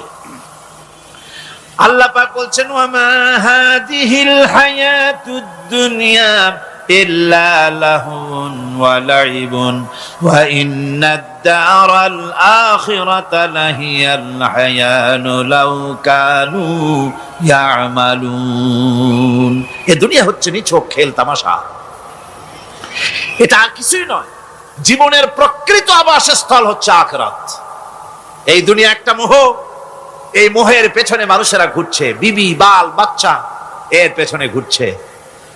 অথচ এই বিবি বাল বাচ্চা কিয়ামতের দিন মুসিবত হয়ে দাঁড়াবে মানুষের জন্য। একটা মোহর মধ্যে মানুষ পড়ে আছে, খেল তামাশার ভিতরে পড়ে আছে। আল্লাহ পাক বলছেন কুল মাতাউদ দুনিয়া কালিলুন ওয়াল আখিরাতু খায়রুল লিমান ইত্তাকা। বলো, দুনিয়ার সমস্ত সম্পদ খুবই নগণ্য, আর যে ব্যক্তি পরকালকে বিশ্বাস করে, পরকালের কামনা করে, সেই খোদাভীরু লোকদের জন্য পরকাল হচ্ছে প্রকৃত আবাসস্থল। সেই জায়গাটাই হলো আসল জায়গা। ওই জায়গার জন্য কিছু তৈরি করতে হবে। কোরআনে কারিমে রব্বুল আলামিন বলছেন আরাদিতুম বিল হায়াতিদ দুনিয়া মিনাল আখিরাহ ফামা মাতাউদ দুনিয়া ফিল আখিরাতি ইল্লা কালিল। তোমরা কি পরকালের জীবনের বিনিময় এই দুনিয়ার জীবনটাই বেশি পরিতুষ্ট হয়েছো? অথচ দুনিয়ার জীবনের সুখ সম্পদ তো পরকালের তুলনায় খুবই নগণ্য। পরকালের সুখ অনেক বেশি, পরকালের দুঃখটা অনেক বেশি, সুখটাও অনেক বেশি। পরকালটা স্থায়ী, সুতরাং দুনিয়ার মোহে না পড়ে পরকালের জন্য জীবনটাকে পরকাল ভিত্তিক জীবন তৈরি করো। আল্লাহ পাক বলছেন ফাম্মা মান তাগা ওয়া আসারাল হায়াতাদ দুনিয়া ফাইন্নাল জাহিমা হিয়াল মাওয়া। অথবা যে ব্যক্তি বিদ্রোহ করেছে এবং দুনিয়ার জীবনকে অগ্রাধিকার দিয়েছে, তার জায়গা হচ্ছে জাহান্নাম। জোরে বলেন নাউজুবিল্লাহ। যে ব্যক্তি আল্লাহর সঙ্গে বিদ্রোহ করেছে আর পরকালের জন্য পাথর জোগাড় করে নাই, দুনিয়াকে অগ্রাধিকার দিল, পরকালকে ভুলে গেল, তার জায়গা হলো জাহান্নাম। ওয়া আম্মা মান খাফা মাকামা রাব্বিহি ওয়া নাহান নাফসা আনিল হাওয়া ফাইন্নাল জান্নাতা হিয়াল মাওয়া। আর যে ব্যক্তি আপন প্রভুর সামনে উপস্থিত হকে ভয় করেছে এবং আপন প্রবৃত্তিকে লালসা মুক্ত করেছে, লালসার হাত থেকে রক্ষা করেছে। আল্লাহ রাব্বুল আলামিন কিয়ামতের দিন তার জন্য রেখে দিয়েছেন জান্নাত। তার জন্য কোন জায়গা? জান্নাত। আমাদেরকে পরকাল ভিত্তিক জীবন যাপন যদি করি তাহলে কবরের জবাবগুলি খুব আসান হবে। আর যদি পরকাল ভিত্তিক জীবন যাপন না হয়, কবরটা মুসিবতের জন্য মুসিবত হয়ে যাবে। হযরত ওসমান রাদিয়াল্লাহু তাআলা আনহু কবরের কাছে গিয়ে খুব কাঁদতেন। সাহাবায়ে কেরাম প্রশ্ন করেছেন, হুজুর, রাসূল করিম সাল্লাল্লাহু আলাইহি ওয়াসাল্লাম যখন জান্নাত ও জাহান্নামের ওয়াজ করেন তখনও তো এত বেশি আপনি কাঁদেন না, যত বেশি কাঁদেন কবরের কাছে এসে, কারণ কি? হযরত ওসমান রাদিয়াল্লাহু তাআলা আনহু বলতেন, আমার সাথীরা, আমি আমার হাবিবের কাছে, আল্লাহ রাব্বুল আলামিনের রাসূলের কাছে আমি শুনেছি এই কবরটাই হলো প্রথম স্টেশন, এই কবরটাই হলো প্রথম ইমিগ্রেশন কাউন্টার। এই জায়গায় যদি কেউ ধরা পড়ে যায়, কারো যদি চার্জশিট হয়ে যায়, সব জায়গায় ধরা পড়ে যাবে। হাসরে মিজানে সিরাতে কোনো জায়গায় নাজাত পাবে না। আর এই কবরটা যদি কেউ মুক্তি পেয়ে যায়, মিজান সিরাত হাসর সব জায়গা থেকে আল্লাহ তারে ভালোভাবে পার করে দিবেন। এটা হলো আসল জায়গা, মারাত্মক জায়গা, খুব মারাত্মক জায়গা। আমি এটাকে ইমিগ্রেশন কাউন্টার বলেছি আমার ভাষায়। ইমিগ্রেশন কাউন্টার, যারা বিদেশ ভ্রমণ করেছেন তারা জানেন। লন্ডন যাবেন, আমেরিকা যাবেন, সৌদি আরব যাবেন, যে কোনো বিদেশে যাবেন, গেলেই পাসপোর্ট তারা দেখবে। পাসপোর্টে আপনার ন্যাশনালিটি কোনটা সেটাই তারা জানতে চাইবে। আপনি কোন দল করেন এটা তারা জানতে চাইবে না। আপনি কোন ভাষায় কথা বলেন তাও তাদের জানার দরকার নেই। প্রথমেই তারা আপনার ন্যাশনালিটি দেখবে, আপনার আইডেন্টিটি কি তারা জানতে চাইবে। তারপরে যদি স্যাটিসফ্যাক্টরি হয়, আপনাকে ভিসা দিয়ে ভেতরে ঢোকবার ব্যবস্থা করে দেবে। আর যদি তারা স্যাটিসফাইড না হয়, তাহলে আপনাকে মেহমানখানায় ঢুকানো হবে গ্রেফতার করে। আপনি আন্দাজ এখানে আসছেন কেন? এই জন্য কবর হচ্ছে এ ধরনের একটি ইমিগ্রেশন কাউন্টার। কবরের ভিতরে মানুষ যখনই রাখা হবে, সঙ্গে সঙ্গে দুজন ফেরেশতা আসবে। কবরের কাছে যারা এসেছিল, দাফন হয়ে যাওয়ার পর এই লোকগুলি 40 কদম যেতে যতক্ষণ লাগে, এর মধ্যেই দুজন ফেরেশতা এসে যাবে। এসে জিজ্ঞেস করবে, মান রব্বুকা, তুমি কোন দল করতে? ওটা তাদের জানার দরকার নেই। চাকরি কিসে করতেন ওটা জানার দরকার নেই। ব্যবসা করতেন না চাকরি করতেন, প্রয়োজন নেই। প্রথমেই জিজ্ঞাসা করা হবে ন্যাশনালিটি, প্রথমেই জিজ্ঞাসা করা হবে তার ন্যাশনালিটি সম্পর্কে, তার আইডেন্টিটিটা কি, এবং সেটাকে সত্যায়িত করার জন্য, বোঝার জন্য 3টি প্রশ্ন। প্রথম প্রশ্ন, মান রব্বুকা ওয়া মা দীনুকা ওয়া মান নাবিয়্যুকা, তোমার রব কে, তোমার দ্বীন কি, তোমার নবী কে। যদি এই ব্যক্তি বেঈমান হয়, মুনাফিক হয়, সে বলবে হায় হাতা লা আদরি, হায় হাতা লা আদরি, জানি না আমার রবকে, আমি জানি না। তোমার দ্বীন কি, দ্বীন কারে কয় বুঝি না। এরপরে আল্লাহর নবী জনাবে মুহাম্মদ রাসূলুল্লাহ সাল্লাল্লাহু আলাইহি ওয়াসাল্লামকে দেখানো হবে, বলা হবে মা কুনতা তাকুলু ফি হাদার রাজুল, এই ব্যক্তি সম্পর্কে তোমার ধারণা কি নিকে? বলবে আমি চিনি না। নাউযুবিল্লাহ। বাস, এরপরে তার যা হবার তাই শুরু হয়ে যাবে। আর যদি বান্দাটা মুমিন হয়, প্রশ্ন করা হবে মান রব্বুকা, জবাব দেবে রব্বি আল্লাহ, আমার রব আল্লাহ রাব্বুল আলামিন। ওয়া মা দীনুকা, দীনুনা ইসলাম, আমার দিন হচ্ছে ইসলাম। এরপরে আল্লাহর নবীকে দেখানো হবে। কয়েক রকমের বর্ণনা আছে। কোন বর্ণনায় আছে হুজুরের আকারে দেখানো হবে, অথবা রাসূলকে সরাসরি দেখানো হবে। বলা হবে মা কুনতা তাকুলু ফি হাদার রাজুল, এই লোকটি সম্পর্কে ধারণা কি? মুমিন ব্যক্তি বলবে হাদা নবিয়ুনা মুহাম্মাদুর রাসূলুল্লাহ সাল্লাল্লাহু আলাইহি ওয়াসাল্লাম, ইনি আমার তো সেই নবী মুহাম্মাদুর রাসূলুল্লাহ সাল্লাল্লাহু আলাইহি ওয়াসাল্লাম। আমরা যেন এই রকমের জবাব দিতে পারি, আল্লাহ কবুল করো। সকলে জোরে গণ আমিন। জবাব হয়ে যাওয়ার পর গায়ব থেকে আওয়াজ আসবে, ফাফরিশু বিল জান্নাতি ওয়ালবিসু বিল জান্নাহ। ও আমার ফেরেশতারা, আমার এই বান্দাকে জান্নাতের পোশাক পরাইয়া দাও আর কবরটাকে জান্নাতের বিছানা বিছাইয়া দাও। জান্নাতের পোশাক পরায় দাও, জান্নাতের বিছানা বিছায় দাও।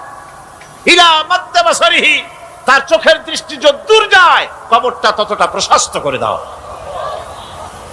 এরপর বেহেশতের পোশাক পরাইয়া বেহেশতের বিছানা বিছায়া ফেরেশতা বলবে, নুম কানাউমুল উরুস, ঘুমিয়ে যাও। দুলামিয়া যেমন বাসর সজ্জায় নতুন বউ নিয়ে আরামে ঘুমায়, এরকম আরামে ঘুমায় যাও। ইলা ইয়াউমিল কিয়ামা, কিয়ামত পর্যন্ত ঘুমায় থাকবে, আরামে ঘুমিয়ে থাকবে। এরপরে সিংহায় ফুৎকার হবে, সিংহার ফুৎকারের আওয়াজে তার ঘুম ভেঙে যাবে। বলবে, ইয়া ওয়াইলানা মান বা'সানা মিন মারকাদিনা, হায় আফসোস, আমার এত আরামের ঘুম থেকে কে আমাকে জাগ্রত করলো, আমার ঘুমটারে নষ্ট করলো কে? আওয়াজ আসবে, হাদা মা ওয়াদার রহমান ওয়া সাদাকাল মুরসালুন, এটা হচ্ছে রহমানের সেই ওয়াদা, আর মুরসালিনরা নবীরা সত্য কথাই বলেছিলেন, সেই কিয়ামত অনুষ্ঠিত হচ্ছে। আমার বন্ধুগণ, সেজন্য এই দুনিয়ার মোহে পড়ে থাকলে পরে দুনিয়ায় যারা অগ্রাধিকার দিবে দুনিয়াকে পরকালের তুলনায়, জবাব দিতে পারবে না কবরের ভিতরে গিয়া।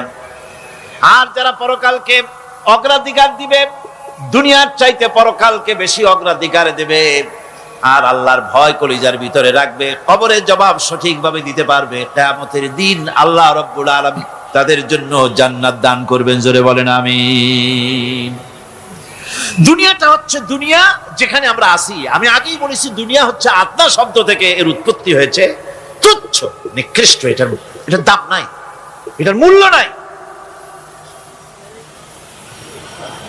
হযরত ইবনে কাইয়িম রাহিমাহুল্লাহ নওয়ারাল্লাহু মারকাদাহু ওয়া জাআলাল জান্নাতা মাসওয়াহু, হযরত ইবনে কাইয়িম তিনি বলছেন, সুন্দর করে বলছেন দুনিয়া সম্পর্কে, মা মাদা ফিদ দুনিয়া আহলামুন ওয়া মা বাকিয়া মিনহা আমানি ওয়াল ওয়াক্তু বাইনাহুমা দাইউন। মা মাদা ফিদ দুনিয়া আহলামুন, জীবনের যে অংশ ফেলে এসেছি সেটা আজ একটা স্বপ্ন। ওয়া মা বাকিয়া মিনহা আমানি, আর জীবনের যে অংশ সামনে বাকি আছে সেটা এখন একটা আকাঙ্ক্ষা। ওয়াল ওয়াক্তু বাইনাহুমা দাইউন, আর এর মাঝখান থেকে সময় সব চলে যাচ্ছে। কত বড় কথা চিন্তা করেছেন? জীবনের যে অংশ ফেলে এসেছি তা আজকে স্বপ্ন, তা আজ কি বলেন? স্বপ্ন। আর সামনে যা আছে সেটা আকাঙ্ক্ষা, আর মাঝখান থেকে সময় সব চলে যাচ্ছে। এরপরে তিনি বলছেন, ওয়ামান ইয়াসহাবিদ দুনিয়া ইয়াকুন মিসলা কাবিদিন আলাল মাই খালাতুহু ফুরুজুল আসাবিঈ। দুনিয়াদারের অবস্থা হচ্ছে এই, কেউ যদি দুই হাতে পানি খামসায় ধরে, দুই হাতে কি ধরছে বলে? দুই হাতে পানি খামসায় ধরেছে, খুব মজবুত করে ধরেছে, 2 মুঠ পানি। বলেন থাকবে কতটুকু? কতটুকু থাকবে? 1 ফোঁটাও থাকবে না, কারণ তার আঙ্গুলের ফাঁক তার সাথে খেয়ানত করবে, আঙ্গুলের ফাঁক দিয়া পানিগুলি সব বেরিয়ে চলে যাবে। সুতরাং দুনিয়া যারা চায় তারা ঠিক পানি খামসায় ধরলে পানি যেমন হাতের ভেতর থেকে খেয়ানত করে চলে যায়, যারা দুনিয়া চায় দুনিয়াও তাদেরকে এভাবে ফাঁকি দিয়ে চলে যায়। তবুও দুনিয়ার মায়া মানুষের এত বেশি। আল্লাহর নবী বলেন, লাউ কানা লি ইবনি আদম ওয়াদিন মিন যাহাবিন লাহাব্বা ইয়াকুনা লাহু সানিন, এই পৃথিবীতে যদি কাউকে একটা মাঠ ভরে যদি সোনা দেওয়া যায়, লোকটা বলবে, রব্বুল আলামিন, আমি যদি আরেকটা মাঠ এরকম সোনা ভরা পেতাম। দ্বিতীয় আরেকটা মাঠ দেওয়া হলে আবার বলবে, যদি তৃতীয় আরেকটা মাঠ সোনা ভরে যদি পেতাম। নবীজি বলেন, ওয়ালা ইয়ামলাউ জাওফু ইবনু আদামা ইল্লা তুরাব। যা করতে হবে আখিরাতে জবাবদিহিমূলক জীবন যাপন করতে হবে। আপনি ব্যবসা করবেন, ওজনে কম দিতে পারবেন না, আপনি খাদ্যে ভেজাল দিতে পারবেন না, চুরি করতে পারবেন না, ডাকাতি করতে পারবেন না, জেনা করতে পারবেন না, বদমাশি করতে পারবেন না, মদ খেতে পারবেন না, সন্ত্রাসী হতে পারবেন না, হাইজ্যাকার হতে পারবেন না, চাঁদাবাজ হতে পারবেন না, মুনাফাখোর হতে পারবেন না, আপনি চোরা কারবারি হতে পারবেন না, ঘুষখোর হতে পারবেন না, সুদখোর হতে পারবেন না। এই সব কাজ পরকালকে বিশ্বাস করলেই এ সমস্ত কাজ থেকে মানুষ বিরত থাকতে পারে। কথা ঠিক কিনা? এটাই হচ্ছে। সুতরাং এই পৃথিবী থাকবে না, এটা কি চিরকাল থাকবে না, এর একটা পরিসমাপ্তি ঘটবে।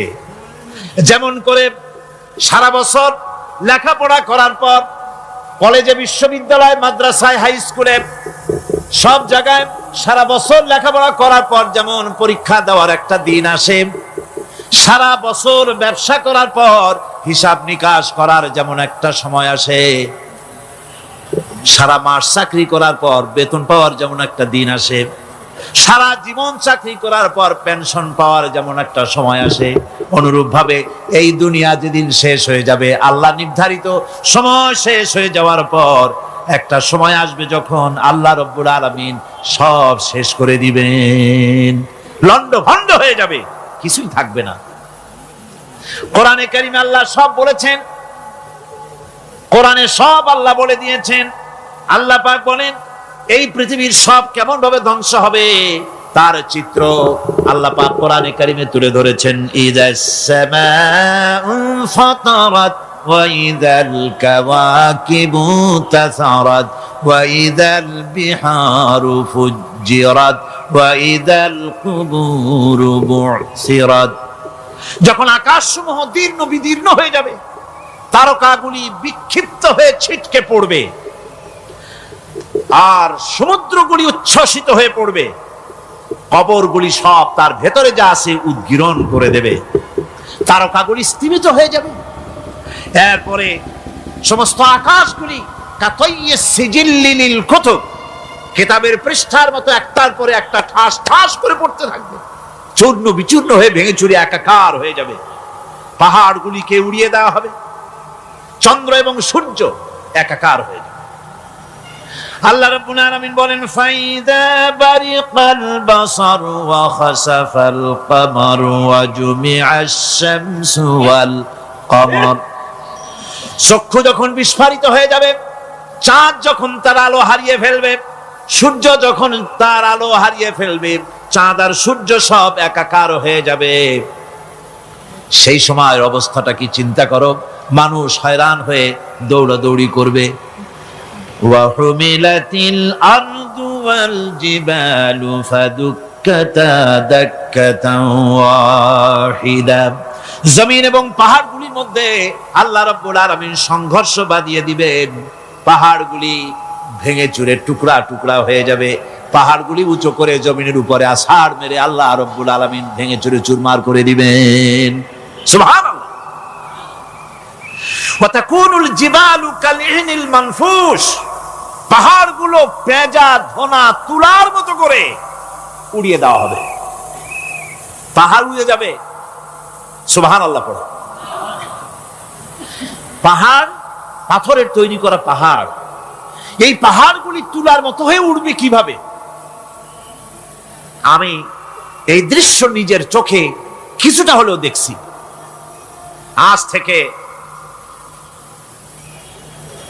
10 দিন আগে আমি ইতালি সফর করে এসেছি। ইতালির রাজধানী রোম। রোম প্রাচীন সভ্যতার লালন ভূমি। কোরআনে কারিমে সূরা রোম রয়েছে, এই রোম সেই রোম। এখানের বাদশার কাছে রাসূল করিম সাল্লাল্লাহু আলাইহি সাল্লাম হেরাক্লিয়াসের কাছে চিঠি পাঠিয়েছিলেন, সেই রোম। 12 থেকে 15,000-এর মতো বাংলাদেশি মুসলমান সেখানে আছে। জুমার দিন, যেদিন আমি গেলাম তার পরের দিনই জুমা ছিল। জুমার নামাজ পড়লাম ভ্যাটিকানের কাছেই বিশাল মসজিদ, ইউরোপের ভিতরে সবচাইতে বড় মসজিদ এটা। রোম ইসলামের দুশমনদের রাজধানী, সেইখানে যখন আজান হচ্ছে আশহাদু আন্না মুহাম্মাদার রাসূলুল্লাহ, আমার অনুভূতির কথা আপনাদেরকে বোঝাতে পারবো না, কি অনুভূতির সৃষ্টি হয়েছে আমার ভেতরে। ভ্যাটিকানের পোপ এক পাশে, কিছু দূরেই ভ্যাটিকান, ওটা হচ্ছে গোটা পৃথিবীর সমস্ত খ্রিস্টানদের কাবা ভ্যাটিকান, তার পাশেই বিশাল মসজিদ, সেখানে নামাজ পড়লাম। চিন্তার ভেতরে আসলো আল্লাহ রাব্বুল আলামিন তার হাবিবের নাম, তার তাওহীদ, তার রিসালাতকে কিভাবে বিশ্বময় ছড়িয়ে দিলেন। আবু জাহেল চাইছিল মুহাম্মদ সাল্লাল্লাহু আলাইহি ওয়াসাল্লামকে স্তব্ধ করে দেবে মক্কার জীবনেই। কত বদনাম, সাহের, কাহেন, কাযযাব, শায়ের, নাউযুবিল্লাহি মিন যালিক, কত গালাগালি করলো। আর আল্লাহ শুনালেন, হাবিব চিন্তার কোনো কারণ নাই, ওয়া রাফা'না লাকা যিকরাক, আমি আপনার প্রশংসা বিশ্বময় ছড়িয়ে দেব। সুবহানাল্লাহি ওয়া বিহামদিহি। রোম প্রোগ্রাম শেষ করে আমাকে তারা নিয়ে গেল, যেটা আমি বলছি সফর কাহিনী শোনাবার সময় এটা না, যেহেতু এর সঙ্গে প্রাসঙ্গিক সেজন্য বলছি। পাহাড় কেমনে তুলার মতো হয়ে উঠবে তার নজির দেখেছি। রোম শহর থেকে 300 মাইল দূরে, 300 কিলোমিটার দূরে নেপোলিয়ান বোনাপার্ট তার বাড়ি, এবং ওটা তার নামই একটা প্রভিন্স। ভূমধ্য সাগরের পারে ভিসুভিয়াস, পৃথিবীর সবচাইতে বড় আগ্নেয়গিরি, সেটা দেখাতে নিয়ে যাওয়া হলো আমাকে। যে পাহাড়টা পৃথিবীর মাটি থেকে তার চূড়া হচ্ছে 3 মাইল উঁচু, এর 2 মাইল গাড়িতে করে ঘুরে ঘুরে যাওয়া যায়, এরপর আর গাড়িতে যাওয়া যায় না, বাকিটুকুন যেতে হবে হেঁটে হেঁটে। পাহাড়ের উপরে অক্সিজেন কম, বেশ কষ্ট হচ্ছিল উঠতে। জীবনে প্রথম পাহাড়ে চড়েছি জাবালে নূর, রাসূল করিম সাল্লাল্লাহু আলাইহি ওয়াসাল্লামের উপরে যেখানে ওহী হয়েছিল সর্বপ্রথম। পাহাড় চড়ার একটা অভিজ্ঞতা ওখান থেকে আমার কিছুটা হয়েছিল। খুব কষ্ট হলো বাকি 1 মাইল উঠতে। যখন ভিসুভিয়াসের একদম শীর্ষে চলে গেছি, সেখানে গিয়ে আমার সাথে 15-20 জন লোক ছিল। আমি নিজে আল্লাহু আকবার বলে আমার গলা থেকে আওয়াজ বেরিয়ে গেল। আমি দেখতে পেলাম ভিসুভিয়াসের শীর্ষে বিশাল গর্ত। আমার মনে হয় গর্তটা এই মাঠের 1/4 হবে, এই মাঠের 1/4 হবে গর্তটা। সেই গর্তটার গভীরতা হচ্ছে 1.5 কিলোমিটার। এইখান থেকে পাথরগুলি উত্থিত হয়েছে, আগ্নেয়গিরি পাথর আগুনে গলে লাভা হয়ে এগুলি পাহাড় বেয়ে উপচে পড়েছে, চতুর্দিকে 12 মাইল ছড়িয়ে গিয়েছে। আমার মনে পড়লো ওয়াকুদুহান নাস ওয়াল হিজারা, জাহান্নামের আগুনের ইন্ধন হবে মানুষ আর পাথর। আমি সেখানে সেজদায় পড়ে গিয়া কান্নাম আর বললাম, আল্লাহ জাহান্নামের আগুন হারাম করে দিও আমাদের জন্য। পাথর কিভাবে গললো, গলে পাথরগুলি গলে পুড়ে চতুর্দিকে পড়েছে, আর ছিটকেছে, চতুর্দিকে ছিটকে পড়েছে। সেই পাথরগুলি ছিটকে ছিটকে যেগুলি পুড়ে পড়েছে, সেগুলিকে দূরে সাদা রঙের বলে মনে হয়, কোনোটা সাদা কোনোটা কালো, মনে হয় যেন তুলার মতো হয়ে পড়ে আছে চতুর্দিকে। 1944 সনে তৃতীয়বারের মতো ভিসুভিয়াস অগ্নিগিরি যে অগ্নি উৎপাত করে, তাতে আশেপাশের 12 মাইল এলাকা এফেক্টেড হয়ে যায়। পাথরগুলি গলে এভাবে বিধ্বস্ত করে দিয়েছে। এখান থেকে এখানে জোহরের নামাজ, আসরের নামাজ আমরা পড়লাম, আল্লাহর কাছে খুব দোয়া করলাম। এখনো ধোঁয়া উঠতেছে, এখনো পাহাড়ের ফাটল দিয়ে ধোঁয়া উঠছে। একজন হাত দিয়ে আমাকে বলল যে খুব গরম লাগে ধোঁয়াগুলি। ওখানকার লোকেরা বলল যে ভেতরে এখনো আগুন আছে, তবে সুপ্ত, যে কোনো মুহূর্তে আবার তা জাগ্রত হতে পারে। আমরা সেখান থেকে নেমে এলাম। একটু কিছু দূর গিয়েই সেখানে হলো পম্পেই শহর। এই পম্পেই শহরটা হচ্ছে ঈসা আলাইহিস সালামের জন্মের 2000 বছর আগে এই শহর তৈরি হয়। ঈসা আলাইহিস সালামের জন্মের 179 বছর পর ভূমিকম্প হয়। সেই ভূমিকম্পে গোটা পম্পেই শহরটা পৃথিবীর মানুষের চোখের আড়াল হয়ে যায়, ধ্বংস হয়ে যায়। মাটির তলায় হরক হয়ে যায়। আজ থেকে 200 বছর আগে মাটি খনন করতে গিয়ে এই শহর আবিষ্কৃত হয়। পুরা শহরটা খুঁড়ে তারা বের করেছে। 180 হেক্টর জমিনের উপর এই বিশাল শহর। ঘুরে ঘুরে দেখলাম, গাড়ি চলে না সেখানে, পায়ে হেঁটে দেখতে হলো। প্রশস্ত রাস্তা। আজ থেকে 4000 বছর আগের মানুষেরা রাস্তা বানাতে জানতো পাথর দিয়ে, এবং রাস্তার দুধারে তাদের ছিল ফুটপাত, পানির ব্যবস্থা, নগরায়নের সব রকমের সুযোগ সুবিধা। তারপরে সেখানে বিচারালয়, এরপরে দোকানপাট, বাজার ঘাট, সবকিছুর ব্যবস্থা রয়েছে। বিশাল বিশাল পাথরগুলি দিয়ে পিলার তৈরি করা। ভাবলাম এই পিলারগুলি, এই পাথরগুলি তারা কিভাবে ক্রেন ছাড়া এত উপরে উঠালো কি করে, আমার মাথায় আসলো না। পাথর কেটে কেটে সুন্দর সুন্দর অঙ্কন শিল্প তারা করেছে। এরপরে ঘুরতে ঘুরতে বাদশার রাজার বাড়িতে গিয়ে ঢুকলাম। সেখানে গিয়ে দেখলাম উলঙ্গ এত মূর্তি পাথরের তৈরি করা। পাথর কেটে কেটে দেওয়ালে যৌন মিলনের এমন কোন অশ্লীল ছবি নাই যা তারা সেখানে তৈরি করে নাই। উলঙ্গ মূর্তি আর উলঙ্গ যৌন মিলনের অসংখ্য ছবি দিয়ে এই এলাকা ভরা। তখন আমি বুঝলাম আল্লাহর গজব হওয়ার কারণটা কি, এই শহরটা মাটির নিচে হরক হয়ে যাওয়ার কারণটা কি। আল্লাহ পাক জেনা ব্যভিচার যে দেশে বেশি হয় আল্লাহ পাক বরদাস্ত করেন না। দুশ্চরিত্র যে দেশের মানুষ দুশ্চরিত্র হয়ে যায়, জেনা ব্যভিচার বেশি হতে থাকে, আল্লাহ হরক করে দেন, গজব দেন। এই গজব এক এক সময় এক এক রকমের হয়ে আসে। কখনো মাটির নিচে দাবায় দেন, কখনো মহামারী, কোন দেশে কলেরা, কোন দেশে জলোচ্ছ্বাস, কোথাও ভূমিকম্প, আর সর্বশেষ এই জেনা ব্যভিচারের জন্য আল্লাহ পাকের চূড়ান্ত এই যৌনতার অশ্লীলতার জন্য চূড়ান্ত গজব বর্তমান বিশ্বের জন্য এইডস। আল্লাহ পাক এই গজব দিয়েছেন। বন্ধুগণ, আমি সেই জায়গা, আমি সেখানে যা দেখলাম, যে আল্লাহ পাক পাহাড়গুলিকে কিভাবে উড়াবেন এটা অস্বীকার করার কোনো উপায় নাই। বিশ্বাস তো করতামই। তবে হযরত ইব্রাহিম আলাইহিস সালাম যেমন বলেছিলেন, রব্বি আরিনি কাইফা তুহিল মাউতা, আয় আল্লাহ তুমি মরাকে জিন্দা করবা কেমনে? আল্লাহ পাক বললেন, আওয়ালাম তুমিন, তুমি বিশ্বাস করো না? ইব্রাহিম আলাইহিস সালাম বললেন, বালা, অবশ্যই বিশ্বাস করি, ওয়ালাকিন লিয়াতমাইন্না কলবি, যদি চোখে দেখতাম তাহলে আমার অন্তরাত্মা খুব ঠান্ডা হতো। আল্লাহ রাব্বুল আলামিন চোখে দেখায় দিলেন জিন্দা কেমনে মুর্দা হবে, মুর্দা কেমনে জিন্দা হবে, আল্লাহ দেখায় দিলেন। পাহাড় উড়ায় দিবেন আল্লাহ রাব্বুল আলামিন। একথা কলিজার মধ্যে এটার উপর ঈমান বিশ্বাস, কিন্তু আল্লাহ চোখে দেখাইছেন, ঈমান আরো মজবুত হয়েছে, যা ছিল আরো মজবুত হয়েছে। সুবহানাল্লাহ। আল্লাহর ভয়তে কলিজা কেঁপেছে। আমি পাহাড়ের উপরে কেঁদেছি, যার যার হয়ে কেঁদেছি।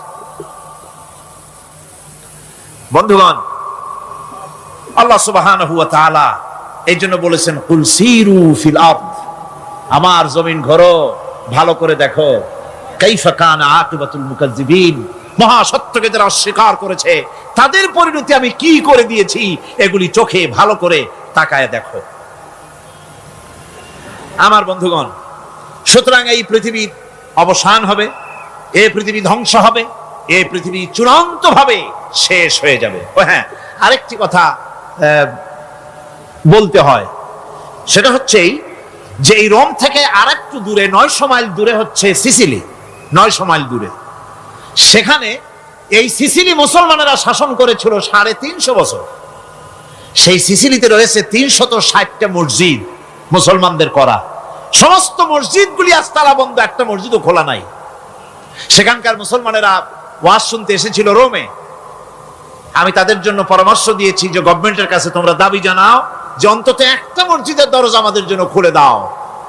রোমের অবস্থানরত প্রবাসী বাংলাদেশি মুসলমানেরা আমাকে বলেছে, তাদের অনেকের বাড়ি চট্টগ্রামেও আছে, আমাকে বলেছে তাদের চোখে পানি আসছে বলার সময় যে চিরামের তাফসীর মাহফিল যখন আসে কলজাটা কাঁদতে থাকে যাওয়ার জন্য।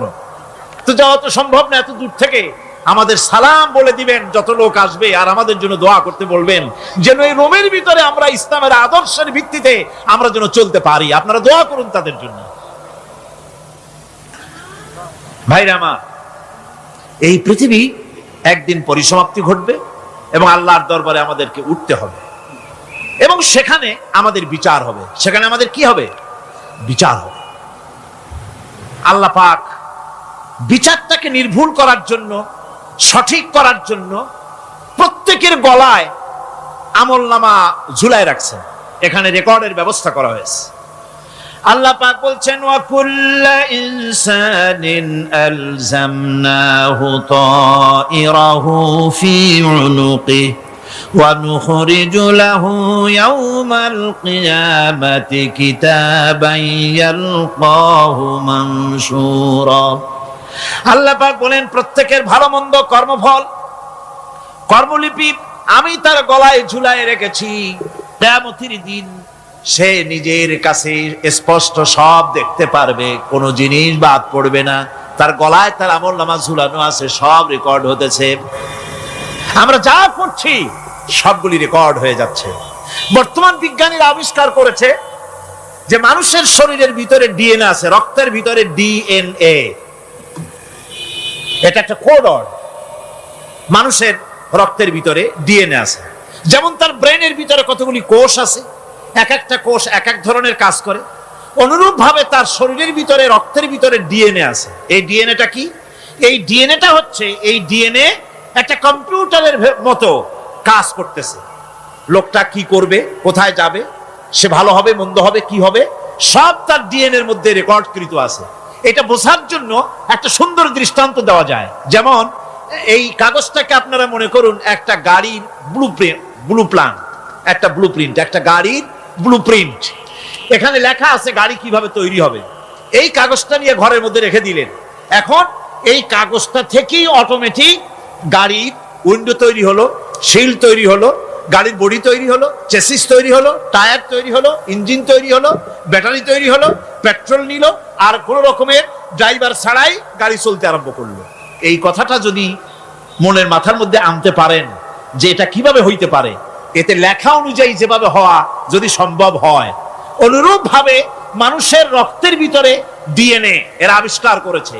এর ভিতরে মানুষের ভালো মন্দ, কোথায় যাবে, কি করবে, সবকিছু এর মধ্যে রয়েছে।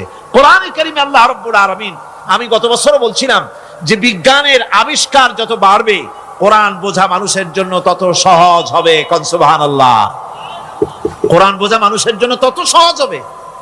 সুতরাং মানুষের গলার সাথে আল্লাহ পাক বলছেন যে একটা আমলনামা আমি ঝুলাই দিয়েছি তার গলার সাথে। সে যা করতেছে ওখানে সব লিপিবদ্ধ হচ্ছে, কম্পিউটারাইজড, কম্পিউটারের মতো এগুলি সব গ্রহণ করতেছে। এগুলি কিয়ামতের দিন তার সামনে হাজির করা হবে। কিয়ামতে যখন আমলনামা তার সামনে দিয়ে বলা হবে, ইকরা কিতাবাকা কাফা বিনাফসিকাল ইয়াওমা আলাইকা হাসিবা, তাকে বলা হবে নিজের কর্মলিপি নিজেই পড়ো, আজ তুমি তোমার নিজের হিসাব নিতে যথেষ্ট। বন্ধুগণ, এই মাহফিলে যত লোক আমরা বসে আছি, আমরা আমাদের হিসাব নিতে যথেষ্ট না আরেকজন লাগবে? কোন আমরা যথেষ্ট কিনা? কথা বোঝেন নাই। আমি বলতে চাইছি এটা, আমরা যদি এখন চোখ বুঝে চিন্তা করি যে পিছনের জীবনে কি করেছি, মনে পড়বে নাকি পড়বে না? বলেন, সবাই পড়বে কি পড়বে না? ছোটবেলায় কবে পায়ের নিচে কাটা ফুটেছিল, কবে কোথায় আছাড় খেয়েছিলেন, কবে কার বেল, তাল, আম, কাঁচা আম চুরি করে খেতে গিয়ে কিল খেয়েছিলেন, তাড়া খেয়েছিলেন, তাকে এখন মনে নাই? আছে। তাহলে কিল, ওই তাল বেল চুরি করতে গিয়ে যে কিলটা খাইছিলেন সেটাও মনে আছে, ভালো মন্দ সব মনে আছে। তাহলে কোন হোটেলের রুমে কি করছিলেন, কোন স্কুলে কোন কলেজে কি করছিলেন, তারপরে জীবনে ছোট বড় ঘটনাগুলি চোখ বুঝতে মনে পড়বে না? এবার হিসাব করেন, মনে যদি পড়ে এবার হিসাব করেন আপনি জান্নাতি না জাহান্নামী। আপনি আপনার নিজের হিসাব নেওয়ার জন্য যথেষ্ট। তাকে হিসাব করতে বলা হবে, তোমার হিসাব, তোমার নিজের হিসাব নেওয়ার জন্য তুমি যথেষ্ট, তোমার হিসাব তুমি নিজেই করো, এটা পড়ো। আর সেই কিয়ামতের দিন কোনো সাহায্যকারী মিলবে না। লান তানফাকুম আরহামুকুম ওয়ালা আওলাদুকুম ইয়াওমাল কিয়ামা। লান তানফাকুম, কিয়ামতের দিন কোনো ফায়দা হবে না, অবশ্যই কোনো ফায়দা হবে না, কোনো উপকারে আসবে না। কিয়ামতের দিন তোমার সন্তান, তোমার স্ত্রী, তোমার মাল, তোমার সম্পদ কোনো উপকারে আসবে না কিয়ামতের ময়দানে। সেদিন সব তোমার সাথে বিচ্ছয় করবে, সব পালায় যাবে। সেখানে উৎকোষেরও কোনো কারবার নাই যে ঘুষ টুস দিয়া, ফেরেশতাদের কোন রকম বুঝবাজ দিয়া, আলাদা কোনো চোরাগলি পথ দিয়া একেবারে ফুট করে ভেসতে চলে যাবেন, এমন কোনো সুযোগ নাই। অনেকে বলে হুজুর এমন কিছু দোয়া শিখায় দেন যাতে ওই সব জেহাদ বোমা এগুলি খুব ভয় পাই, ও সব রাস্তা টাস্তা না, খুব সহজে কিছু দোয়া দুরূদ করিয়া আস্তে করে জান্নাতে চলে যাওয়া যায়, এরকম একটা দোয়া, এরকম একটা পথ বলে দেন। আমি বলি ভাই, এরকমের কোন চোরাগলি আমার রাসূল আবিষ্কার করতে পারেন নাই। আল্লাহর পয়গম্বরের ওই ধরনের কোন পথ আবিষ্কার করতে পারেন নাই।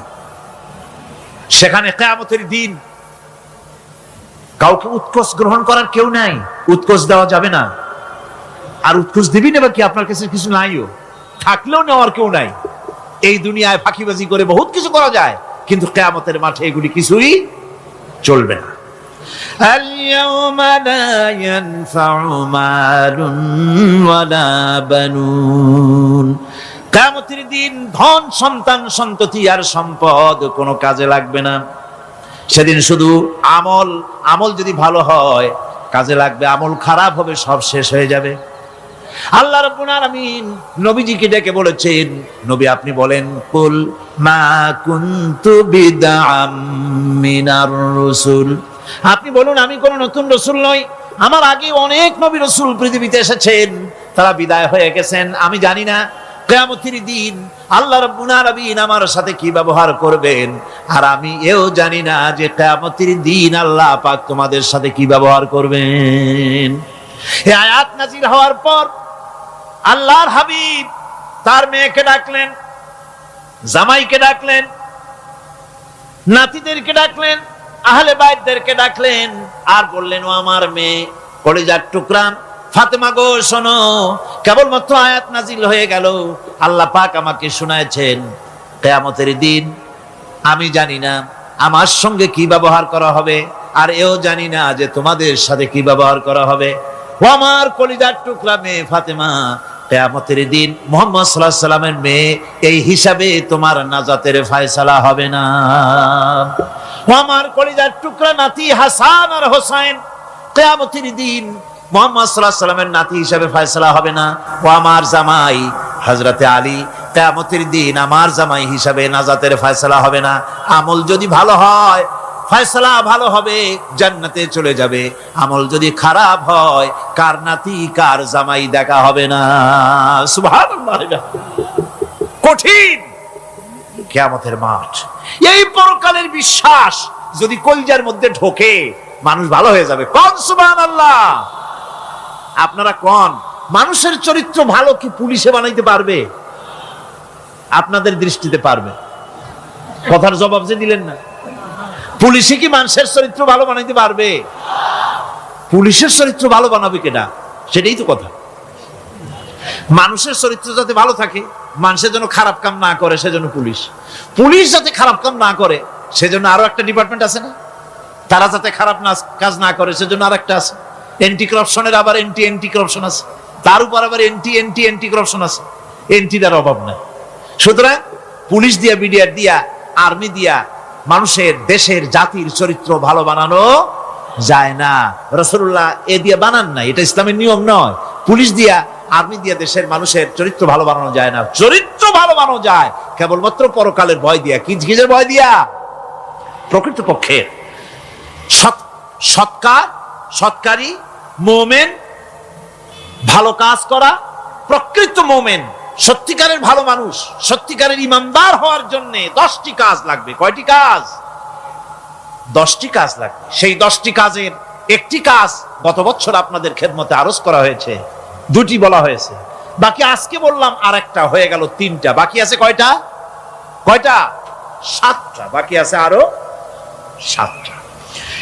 পরকাল ভিত্তিক জীবনযাপন যদি করতে পারি তাহলে আমরা হব দুনিয়ার শ্রেষ্ঠ মানুষ। কোন আলহামদুলিল্লাহ।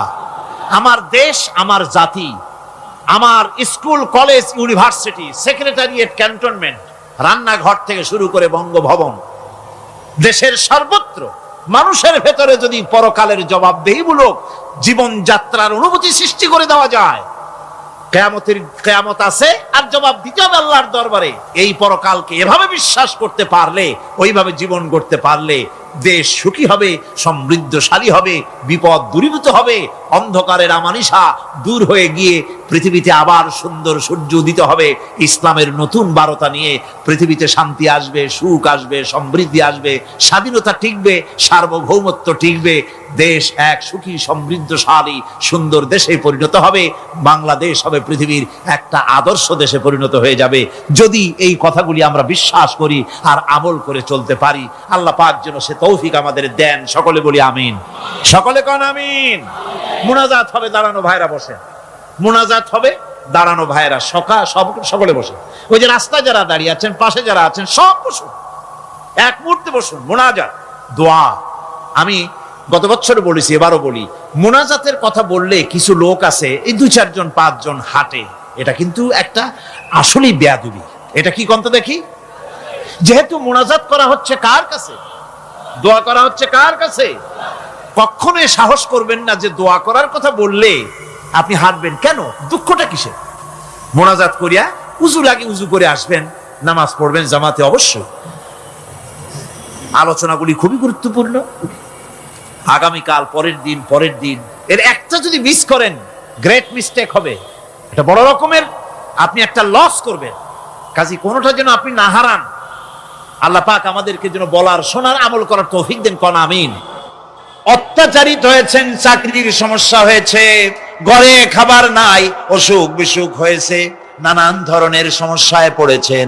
কোনো মাজার নয়, কোনো পীর নয়, মসজিদের ভিতরে চলে যান, উজু করে মসজিদে ঢুকে 2 রাকাত কাজায়ে হাজাতের নামাজ পড়েন। রাসূলুল্লাহর উপরে যখনই বিপদ হতো তিনি নামাজে দাঁড়ায় যেতেন। সুবহানাল্লাহ বলো। আপনি কেন যাবেন একটা কবরের কাছে? আপনার সাহায্য কামনার জন্য কোনো পীর নয়, আপনার সাহায্যের জন্য কোনো কবর নয়, সাহায্য পাওয়ার জন্য কে? আল্লাহ চান আপনার ঈমানটা খালেস হোক। আল্লাহ তাআলা এটা বরদাস্ত করতে পারেন না যে মানুষ কারো কাছে গিয়া আরেকজনের কাছে গিয়ে নথি স্বীকার করুক। আল্লাহ সহ্য করেন না। ইন্না শিরকা লাযুলমুন আযীম। শিরক হচ্ছে মস্ত বড় জুলম, অত্যাচার। আল্লাহ সব থেকে অপছন্দ করেন কোন গুনাহ? বলেন, শিরক। আল্লাহ সহ্যই করেন না। কেন করেন না? একটা যুক্তিতে আসে। যারা বিবাহ করেছেন তাদের স্ত্রী যদি স্বামীর সাথে যে ধরনের হাসি খুশি প্রেমের আদান প্রদান করে, স্বামী ছাড়া যদি আরেকজন পুরুষের সাথে এরকমের ভাব বিনিময় করে, ফোনে কথা বলে, প্রেম করে, খুব সুন্দর করে ভালোবাসা দিয়ে যদি চিঠি লেখে অন্য পুরুষের কাছে, অথবা প্রেম নিবেদন করে, তাহলে স্বামীদের অবস্থা কেমন হবে বলেন? এইটার জবাব দিতেও যদি দেরি হয় তো খুবই কুলক্ষণ। হ্যাঁ, ভয়ানক হবে, ভয়ানক হয়ে যাবে। নিজের চরিত্র যতই যা হোক, বউর চরিত্র ভালো চাই। আচ্ছা বলেন তো, স্ত্রী আপনার সঙ্গে যেভাবে প্রেমের হাসি হাসে, প্রেম নিবেদন করে, ওই রকম আরেকটা পুরুষের কাছে সাথে করলে আপনার সহ্য হয় না কেন? আপনি স্ত্রীর উপরে আপনার অধিকারটা কতখানি, কি জন্যে? আপনার স্ত্রীর যে হাসি, যে মিষ্টি হাসি, যা আপনার প্রাণ কেড়ে নেয়, ওই হাসিতে আপনার কোনো অবদান আছে বলেন? তার যে টানা টানা চোখ, সুন্দর ভ্রু, মাথায় অনেক লম্বা চুল, শরীরটা সুন্দর, যৌবন, রূপ, এর ভেতরে আপনার কোনো অবদান আছে? হ্যাঁ আছে, একটু তো আছি। আপনি যে মুখ দিয়ে বউটা হাসে, সেই ঠোঁটে একটু লিপস্টিক লাগাইছেন। যে চোখের জন্য আপনি পাগল, সেই চোখে একটু কাজল লাগাইছেন। শরীরটাকে পেঁচাবার জন্য সুন্দর একটা শাড়ি কিনে দিছেন।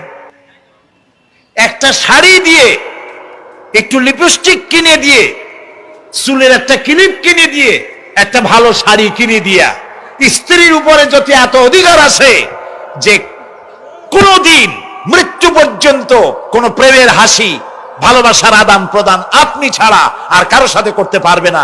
এইটা যদি আপনার অধিকার এভাবে প্রতিষ্ঠিত হয়, তাহলে এই হাসি যিনি দিলেন, এই দাঁত, এই সুন্দর চোখ, এই রূপ, এই যৌবন যা আল্লাহ তাআলা দিলেন, তার সামনে কোনো পীর অথবা কবরের সামনে যদি হাত পাতে আল্লাহ বরদাস্ত করেন না। কথা কি বুঝে আসছে? কথা বুঝে আসছে? আলহামদুলিল্লাহ বলেন। আলহামদুলিল্লাহ। বুঝলেই আমাদের কষ্ট সার্থক। আলহামদুলিল্লাহ বলুন। আমরা যেন আল্লাহরে চিনতে পারি, বুঝতে পারি। আমার বিশ্বাস করুন, কোরআন আমার সামনে, আল্লাহর কসম, কোন জীবিত পীর, কোন মৃত্যু পীর আমার ভাগ্যের ভালো বা মন্দ করার কোন অধিকার রাখে না, রাখে না, রাখে না। কোন পীর ফু দিয়ে আমার ভাগ্যকে ভালো বানাই দিতে পারবে না, পারবে না, এবং আমার একটা চুলও বাঁকাও করতে পারবে না। খাইরিহি ওয়া শাররিহি মিনাল্লাহি তাআলা। আমার ভালো, আমার মন্দ করার একমাত্র মালিক কে? এক আঙ্গুল আকাশের দিকে উঁচু করে চিৎকার দিয়ে বলুন, কে? আবার বলেন, আবার বলেন, আবার বলুন। হাত নামান। আল্লাহ কবুল করুন, বলেন আমিন। আমার এই বক্তব্য দিয়ে আমি কোন পীরকে অমর্যাদা করছি না। পীর সাহেবদের কাছে পীর কোন শরীয়তের শব্দ নয়। কোরআন এবং হাদিসে কোথাও পীর বলে কোনো শব্দ নাই। এটি ফার্সি শব্দ। এই শব্দের অর্থ হলো বৃদ্ধ। তো পীর যদি বৃদ্ধ হয় ভালো কথা, তিনি যদি আলেম হন আরো ভালো কথা। কিন্তু বাপ পীর ছিল, উনিও সেই সুবাদে পীর। ইলেম নাই, তোনার নিজের কাছেই তো টর্চ নাই। আপনাকে অন্ধকারে উনিও ম্যানহোলের মধ্যে পড়বে, আপনারে নিয়ে পড়বে। আলেম হইতে হবে। পীর যদি হয় আলেম হইতে হবে, এক নম্বর কথা। দুই নম্বর কথা হলো তিনি ব্যবসায়ী হবেন না। ধর্মের নামে তিনি ব্যবসা করবেন না। তিনি মানুষকে হেদায়েতের পথ দেখাবেন। প্রয়োজনে জেলে যাবেন, প্রয়োজনে ফাঁসির মঞ্চে দাঁড়াবেন। তিনি নিজেকেই ইসলামের সব আমি করি, আর ইসলাম কারো কাছে নাই। যারা ইসলাম করলো 70-80 বছর ধরে, রাজনীতির পথ দেখালো, তারা ইসলামের দল না, ওনারটাই ইসলামের দল। এই ধরনের ফাজলামি বক্তব্য থেকে বিরত থাকতে হবে। এই ধরনের বেয়াদবিপূর্ণ বক্তব্য থেকে বিরত থাকতে হবে। আমার দোকানে খাঁটি ঘি পাওয়া যায়, আর কারো দোকানে খাঁটি ঘি পাওয়া যায় না। ইসলাম নিয়ে এই ধরনের মনোপলি বিজনেস করতে দেওয়া হবে না। প্রিয় ভাই সব, আমরা পীর সাহেবদের চিনি। পীর ছিলেন শাহজালাল রহমতুল্লাহ আলাইহি। সুবহানাল্লাহ। যুদ্ধ করা লাগে নাই, আজান দিয়েছেন, মূর্তির মাথা ভাঙ্গা চুর চুর হয়ে পড়ে গিয়েছে। গৌর গোবিন্দ পলায়া কুল পায় নাই। লোকেরা যায় তার মাজারে গিয়ে গজাল মাছ জিয়ারত করে আসে, কিন্তু তরবারিটা দেখে আসে না। দোধারি তরবারি এখনো আছে। সুবহানাল্লাহ বলেন। পীর ছিলেন হযরতে বাহাউদ্দিন নকশবন্দি, মুজাদ্দিদ আল ফিসানি রহমতুল্লাহ আলাইহি, বড় পীর আব্দুল কাদের জিলানী রহমতুল্লাহ আলাইহি, খাজা মঈনুদ্দিন চিশতি রহমতুল্লাহ আলাইহি, শাহজাহান আলী রহমতুল্লাহ আলাইহি। কত ওলিউল্লাহর মাজার দিয়ে আমার দেশ ভরা। আলহামদুলিল্লাহ কর। আলহামদুলিল্লাহ। এরা একদিকে মানুষকে মুরিদ বানায়া মুরিদের টাকা দিয়ে নিজেদের পকেট ভরেন নাই। ওনারা এরকম করতেন না, এইরকম করতেন। আর রাসূলুল্লাহ বলেছেন, এই রকমের হাতের মর্যাদা নাই, এই হাতের মর্যাদা। আমি পীর দেখছিলাম, বাইতুল শরীফের পীর হযরত শাহ আব্দুল জব্বার সাহেব, আল্লাহ তাআলা জান্নাতুল ফেরদাউসের মেহমান বানায়নি। এই বাংলাদেশে শত শত মসজিদ, মাদ্রাসার এতিমখানা তৈরি করে গেছেন। সুবহানাল্লাহ। বৃষ্টির মৌসুমে চট্টগ্রামের বাড়ি তার, 14 বছর মাদ্রাসায় ওয়াজিদিয়া চট্টগ্রামে 14 বছর বুখারী শরীফ পড়িয়েছেন। কি মানের আলেম!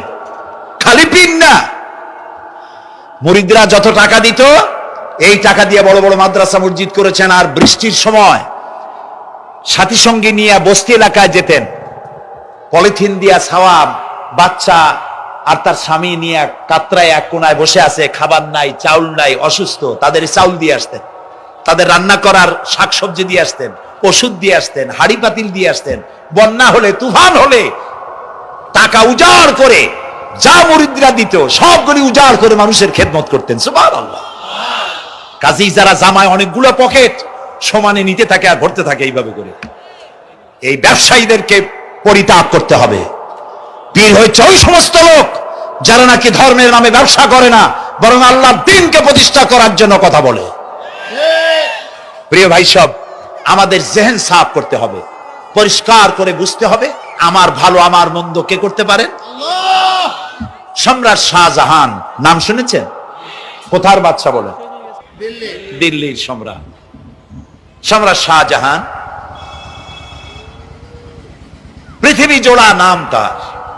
কবি বলছেন, শাহনে জাহাं को जिन्हें फख्र से देते थे बाज वाज कब्र में है सूरह अलहम्दु की मोहताज।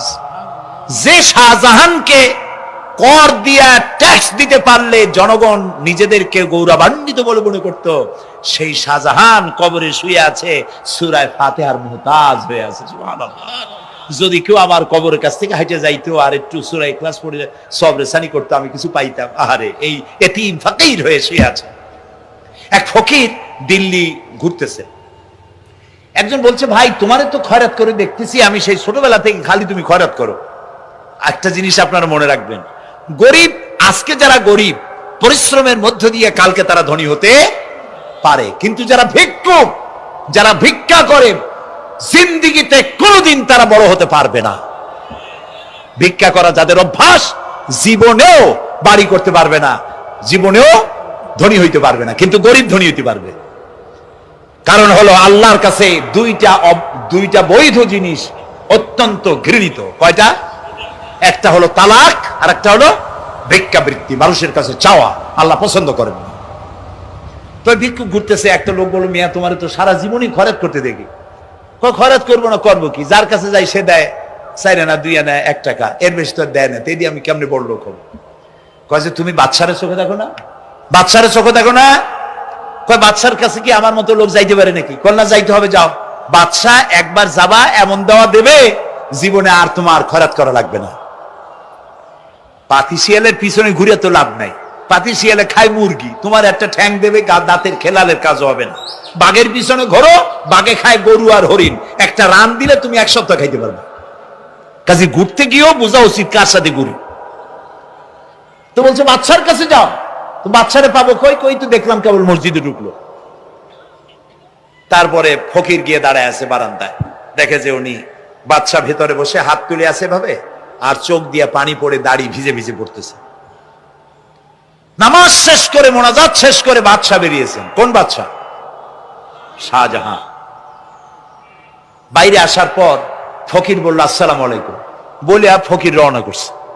বাদশা বলে, দাঁড়াও, তুমি যে রওনা করলা, তোমার তো ভিক্ষুক মনে হয়, আর লোকেরা যারা ভিক্ষুক না তারাও তো আমার কাছে চায়, আর তুমি তো ভিক্ষুক, চাইলে না কেন কিছু?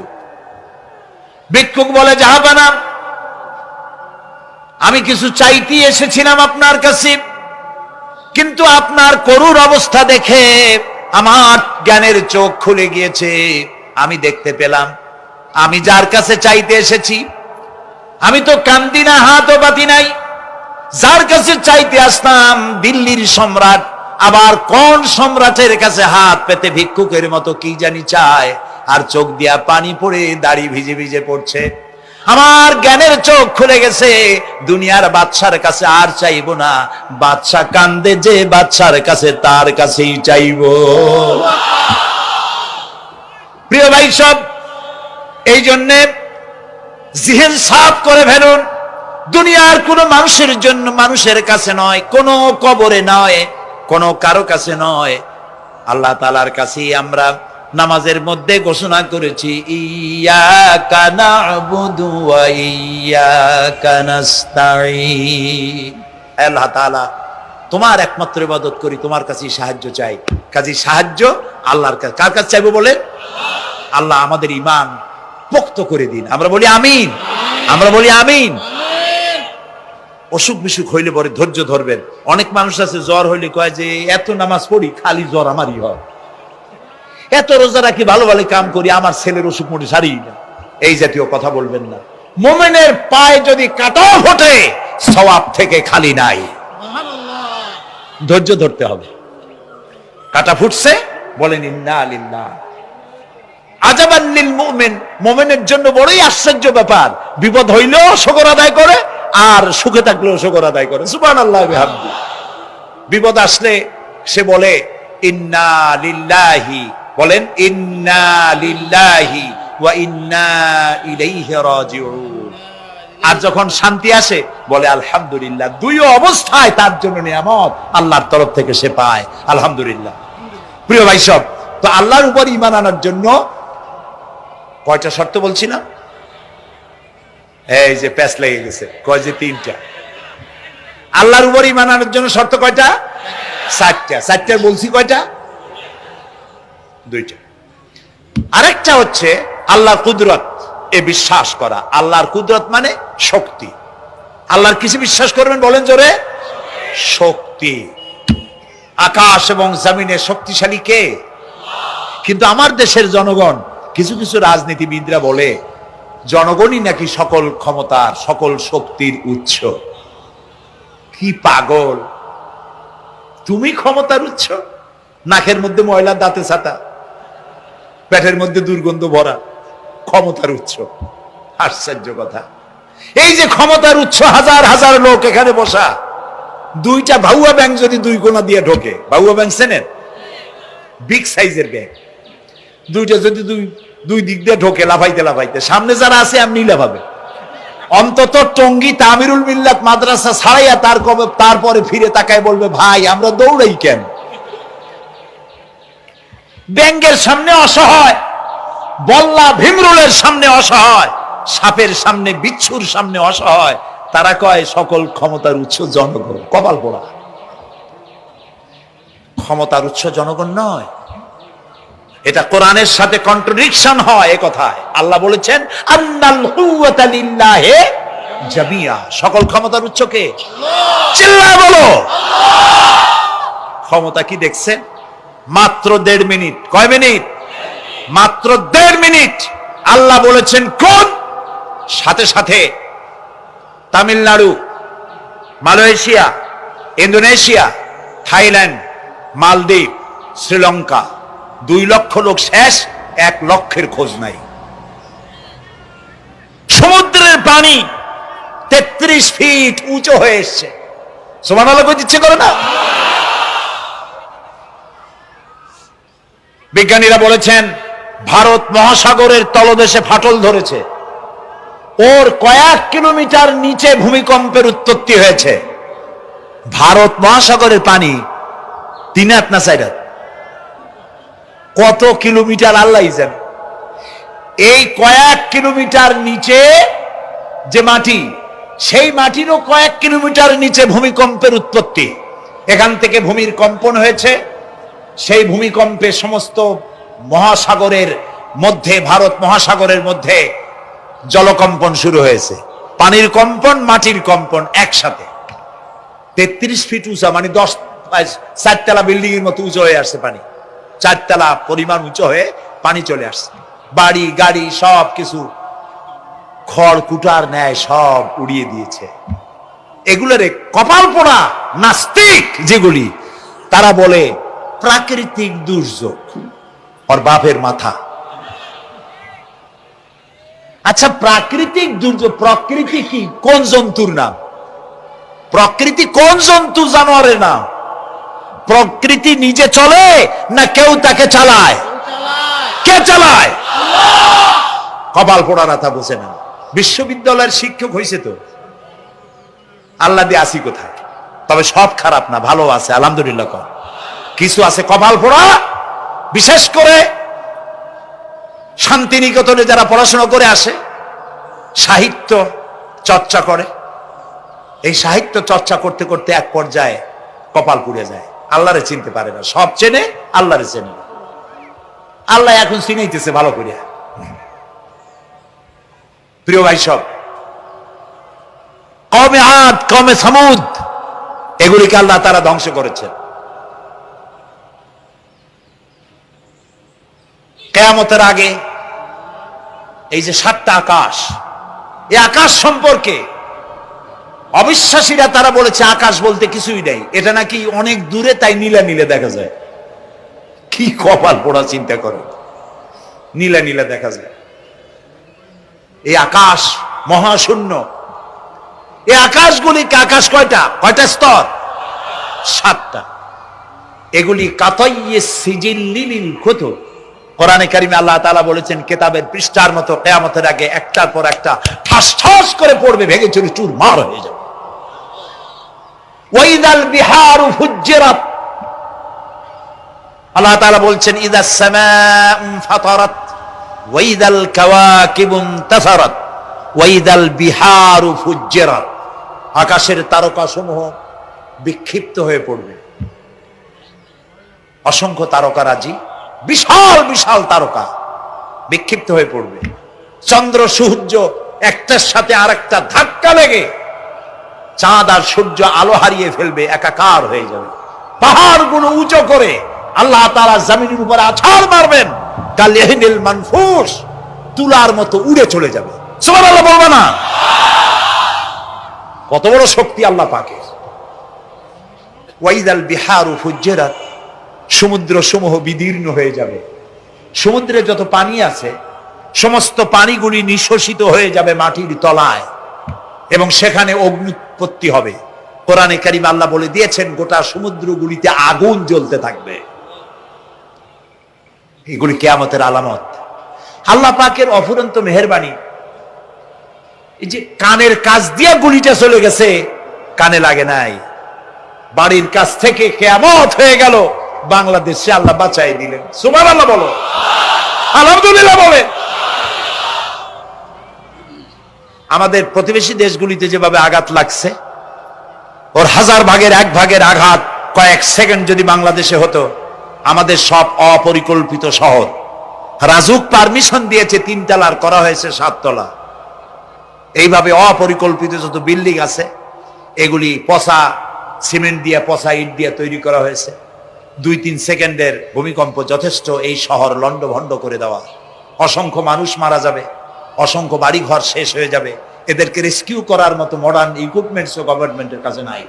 এজন্য আল্লাহর কাছে সেজদা দিয়া গুনার তওবা করতে হবে, আল্লাহ আমাদের মাফ করে দাও, আমার এই গরিব দেশটাকে কিয়ামত পর্যন্ত এই গজব থেকে বাঁচাও। প্রিয় ভাই সব, আল্লাহ তাআলার ক্ষমতার ওয়াজ আমি আজ করতে পারবো না, অনেক লম্বা হয়ে যাবে। কারণ আমাকে 3টা পুঁজির কথা তো কমসে কম বলতেই হবে, অল্প করে হলেও। শুনবেন তো? আল্লাহ তৌফিক দিক, বলেন আমিন। আল্লাহ তাআলার ক্ষমতায় বিশ্বাস করা, তার প্রচন্ড ক্ষমতা, যা খুশি তাই বলেন করতে পারেন। মরাকে জিন্দা, জিন্দাকে মারতে পারেন, মরুভূমিতে ফুল ফুটাতে পারেন। সুবহানাল্লাহ, যা খুশি তাই করতে পারেন। এই শক্তি সহকারে আল্লাহকে বিশ্বাস করতে হবে। 4র্থ নম্বরে আল্লাহর হুকুম এবং হাকাম, আদেশ নিষেধ। আমি আল্লাহরে বিশ্বাস করি, এই কথার কোনো দাম নাই যদি তার আদেশ না মানি। এই কথার কোনো দাম নাই যদি তার নিষেধকে আমি আমার জীবনে প্রত্যাহার না করে চলতে পারি। মুসলমান বলে দাবি করার কোনো মূল্য নেই। একদিকে নামাজ পড়ি, আর একদিকে ওজনে কম দেয়, খাদ্যে ভেজাল দেয়, বেপরদা করি, মিথ্যা কথা বলা হয়, ওজনে কম দেয়, খাদ্যে ভেজাল দেয়, জমিনের আইল ছালে আমানতের খেয়ানত করে, আল্লাহর হুকুম মানা হলো না, রাসূলের আদেশ মানা হলো না। আল্লাহর উপর ঈমান আনার জন্য 4র্থ শর্ত হচ্ছে আল্লাহ যা বলেছেন মাথা নত করে মেনে নিতে হবে, বলতে হবে সামি'না ওয়া আতা'না। বলেন সামি'না ওয়া আতা'না, শুনলাম আর মেনে নিলাম। বলেন তো জোরে, শুনলাম আর মেনে নিলাম। সুবহানাল্লাহ বলেন। মুমিনেরা এই প্রশ্নই করবে না মদ হারাম কেন, মুমিনেরা এই প্রশ্নই করবে না জুয়া হারাম কেন, মুমিনেরা এই প্রশ্নই করবে না জেনা হারাম কেন। একটাই জবাব, মদ হারাম কেন? আল্লাহ হারাম করেছেন তাই হারাম। জেনা হারাম কেন? আমার আল্লাহ হারাম করেছেন তাই হারাম।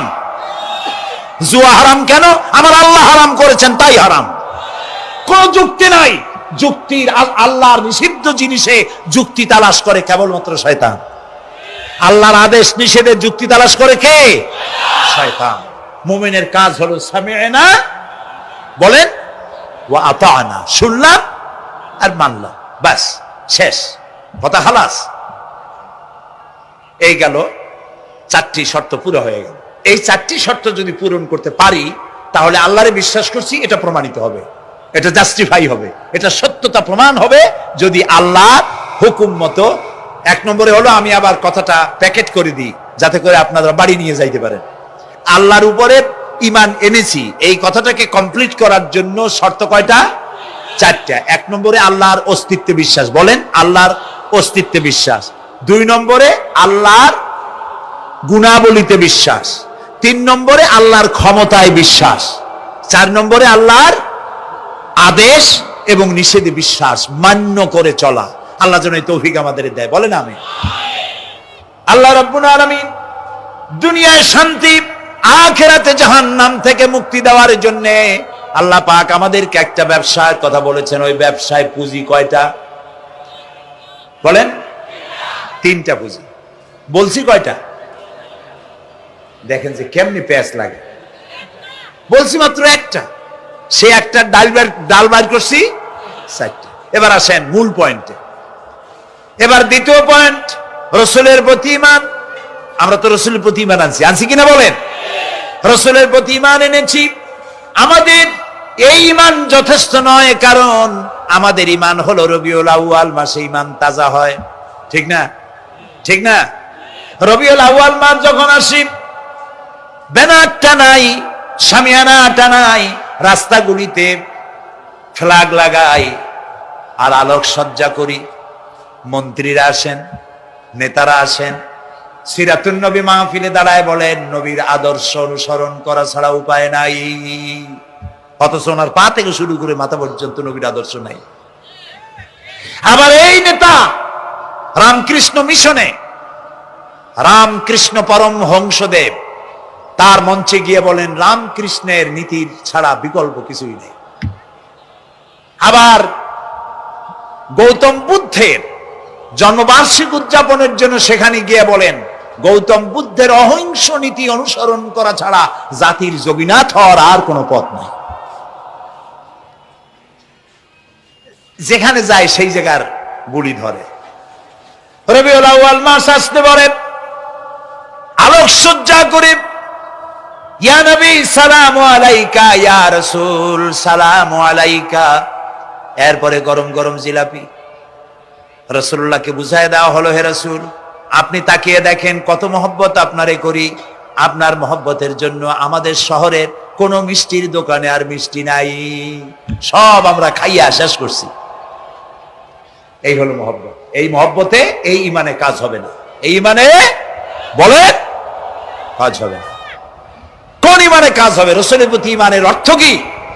এর অর্থ হচ্ছে নবী করিম সাল্লাল্লাহু আলাইহি ওয়াসাল্লাম আমাদের রাসূল, আমাদের নেতা। আমাদের রাসূল আমাদের নেতা, আমরা তার উম্মত, তার অনুসারী। অনুসারীর কাজ কি? নেতার পূর্ণাঙ্গ অনুসরণ করণ। রাসূলুল্লাহর আনুগত্য করতে হবে, এটা কে বলেছেন? আল্লাহ রাব্বুল আলামিন সূরা আলে ইমরানের মধ্যে বলেছেন কুল ইন কুনতুম তুহিব্বুনাল্লাহ ফাত্তাবিউনি ইউহিব্বুকুমুল্লাহ ওয়া ইয়াগফির লাকুম যুনুবাকুম আল্লাহু গফুরুর রহিম। হে নবী আপনি বলুন, তোমরা যদি আল্লাহকে ভালোবাসো তাহলে তোমার কাজ হচ্ছে, তোমরা যদি আল্লাহকে ভালোবাসো তাহলে তোমরা আমার আনুগত্য করো, আমার অনুসরণ করো। কার? রাসূলের। বলেন কার? রাসূলের অনুসরণ যদি তোমরা করো, খেয়াল করে শুনতেছেন তো? আল্লাহ তাআলা বলছেন নবী আপনি বলেন তোমরা যদি আল্লাহকে ভালোবাসো, তোমাদের এই দাবি যদি সত্য হয়, তাহলে আমার অনুসরণ করো, আমার আনুগত্য করো। আমার অনুসরণ, আমার আনুগত্য করলে পরে তোমাদের কে আল্লাহ রাব্বুল আলামিন ভালোবাসবেন এবং তোমাদের তামাম জিন্দেগীর সমস্ত গুনাহ খাতা আল্লাহ তাআলা মাফ করে দিবে। আমরা কি গুনাহ মাফ করাইতে চাই? বলেন চাই? আসুন রাসূলের আনুগত্য করুন। রাসূলের আনুগত্য কিরকম? রাসূল যেভাবে মোস কাটছে আমরা সেইভাবে মোস কাটবো। তিনি দাড়ি যেভাবে রাখছেন আমরা সেইভাবে রাখবো। তিনি চুল কাটছেন যেভাবে সেইভাবে করবো। তিনি পায়ের নখ, হাতের নখ যেভাবে কাটছেন সেইভাবে করবো। তিনি যেভাবে বিবাহ করেছেন সেই সুন্নত অনুযায়ী বিবাহ, তিনি যেভাবে দেশ চালাইছেন সেইভাবে দেশ চালাবো। রাসূলের অনুসরণের অর্থ শুধু এই নয় যে তিনি যেভাবে সুরমা লাগাইছেন আমি ওইরকম সুরমা দেব, তিনি যেভাবে কদু খাইছে আমিও কদু খাবো, এইটা নয়। এটা নয় শুধু। রাসূলের আনুগত্য হবে মুরগির ফার্ম থেকে শুরু করে জাতিসংঘ পর্যন্ত, জীবনের সব ক্ষেত্রে। আর বিশ্বাস করতে হবে তিনি শেষ নবী, তারপরে আর কোন নবী আসবে না। আল্লাহ রাব্বুল আলামিন সূরা আহজাবের মধ্যে বলেছেন, মা কানা মুহাম্মাদুন আবা আহাদিম মির রিজালিকুম ওয়ালাকির রাসূলুল্লাহি ওয়া খাতামান নাবিয়্যিন। মুহাম্মদ সাল্লাল্লাহু আলাইহি ওয়াসাল্লাম তোমাদের কোন পুরুষদের পিতা নন, তিনি আল্লাহর রাসূল এবং তাকে দিয়ে নবুয়তের মিশনকে খতম করে দেওয়া, কমপ্লিট করে দেওয়া হয়েছে। আর কোন নবী, রাসূলুল্লাহ বলেছেন লা নবিয়্যা বাদি ওয়ালা রাসূল, আমার পরে আর কোন নবী আসবে না, রাসূল আসবে না। কথা বুঝে আসছে? আল্লাহর নবীর পরে আর কোন নবী হবে না। আল্লাহর নবী বলেছেন একটি ইমারত তৈরি করে তার ভিতরে একটা ইট যদি খালি থাকে, একটি ইটের জায়গা যদি শূন্য থাকে, তাহলে সকলের চোখে ধরা পড়বে। ওই ইটখানা দিলে পরে বিল্ডিংটা কমপ্লিট হয়ে যায়। নবুয়তির যে ইমারত আল্লাহ তৈরি করেছিলেন, ওর ভিতরে একটা ইটের অভাব ছিল। আল্লাহ পাক আমাকে দিয়ে সেই শূন্য জায়গা পূরণ করে দিয়ে নবুয়তের মিশনকে কমপ্লিট করে দিয়েছেন। রাসূলুল্লাহ বলেছেন আমার পরে আর কেউ নবী হবে না। পৃথিবীর সব মুসলমানদের আকীদা, মুহাম্মদ সাল্লাল্লাহু আলাইহি ওয়াসাল্লামের পরে যদি কেউ নবুয়তের দাবি করে সে কাফির, হাজার বার কাফির। তারা যারা তাকে যারা নবী মানবে তারাও। রাসূলুল্লাহ বলেছেন আমার পরে 30 জন মিথ্যেবাদী নবুয়তের দাবি করবে। তার মধ্যে একজন তো দাবি করছে রাসূলের জীবদ্দশায়, একটা ছিল মেয়ে লোক আর একটা ছিল পুরুষ। পুরুষটার নাম ছিল মুসাইলামা কাযযাব, নামই ছিল কাযযাব। কাযযাব মানে মিথ্যাবাদী। দেখছেন অবস্থা, নামই মিথ্যাবাদী। উম্মতেরা কইল যে আপনি তো একজন নবী, আমরা সৌভাগ্য আর দুর্ভাগ্য হোক আপনারা নবী বলে মানলাম। মুহাম্মদ সাল্লাল্লাহু আলাইহি ওয়াসাল্লামের কাছে প্রায় জিবরাইল আসে আর ওহী আনে, আর আপনি আমাদের কোনো ওহী দিতে পারলেন না পর্যন্ত। কয় যে কেবল না নবী হইলাম, অপেক্ষা করো, ওহী আসবেন। বেশ কিছুদিন যাওয়ার পর খুব চিন্তা ভাবনা করে কয় যে ওহী একটা আসছে। উম্মতেরা সব দৌড়ে আসছে, কি ওহী? কয় যে এইমাত্র শেষ রাত্রে জিবরাইল আসছিল, আইসে আমারে কয়ে গেল একটা সূরা নাজিল করলো। সূরাটা কি? ইন্না আতাইনাকাল আকাক ফাসাল্লি লিরাব্বিকা ওয়াজআক ইন্না শানিয়াকা হুয়াল আবলাগ। উম্মতেরা কয় সর্বনাশ, এই সূরা পড়তে গেলে তো আমরা কাইসা মরে যাব। এর অর্থ তো খুব বিকায়দা। কি কি সূরা নাজিল হইল আপনার উপরে? ইন্না আতাইনাকাল আকাক মানে আমি তোমাকে হুতুম পেশা দান করেছি, সুতরাং তুমি তোমার প্রভুর উদ্দেশ্যে নামাজ পড়ো আর চিৎকার মারো, কারণ তোমার শত্রুরা সাদা এবং কালো বর্ণের। আমরা তো আগামাথা কিছু বুঝলাম না, কি হই? আচ্ছা ঠিক আছে, পয়গম্বর মুহাম্মদ সাল্লাল্লাহু আলাইহি সাল্লামকে তার উম্মতেরা নিয়ে যায় তাদের বাগানে, মাঝে মধ্যে নিয়ে যায়। নিলে পরে যে কুয়ায় পানি থাকে না, শূন্য কুয়া পানিতে ভরে যায়। যে গাছতলা দিয়ে তিনি হেঁটে যান, যে খেজুর গাছে খেজুর নাই, সেই গাছতলা দিয়ে রাসূল হেঁটে গেলেন, গাছে ফল ধরে যায়। আপনি তো এরকম কিছু দেখাইতে পারেন না। কয় তোমরা তো আমার নেও না, চলো না যাই। নিয়ে গেছে, যাই দেখে যে কুয়ার পাড় দিয়ে যায়, যে কুয়ায় পানি থাকে তা থাকে শুকায় যায়। যে গাছতলায় দিয়ে যায় ওই গাছে খোরমা থাকলে সাথে সাথে খড়গুলো ঝরে যায়। উম্মতের কয় কি একটা কপাল পড়ো নবী পাইলাম ভাগে। আল্লাহ তারে শেষ করছে দুনিয়া থেকে, জাহান্নামে চলে গেছে। সেই মহিলাটাও গেছে, সেও গেছে। রাসূলুল্লাহ বলেছেন এইরকম 30 জন মিথ্যাবাদী নবুয়তের দাবি করবে কিয়ামতের আগ পর্যন্ত। গোলাম আহমদ কাদিয়ানী, এ হলো ইতিহাসে আমরা যদ্দ পাই তার পর্যন্ত 28 জন হয়েছে। মুহাম্মদ সাল্লাল্লাহু আলাইহি সাল্লামের ইন্তেকালের পর ওকে নিয়ে হয়েছে 28 জন। কয়জন হইল? বাকি আছে কয়জন? তাই বলে কিয়ামত যে এই 2 জন হইলি আগামী বছর বা 5-6 বছরের মধ্যে কিয়ামত হবে ওইটা চিন্তা করেন না। এই পৃথিবীতে একটা লোক আল্লাহ শব্দ উচ্চারণ করার যদি থাকে কিয়ামত সে পর্যন্ত হবে না।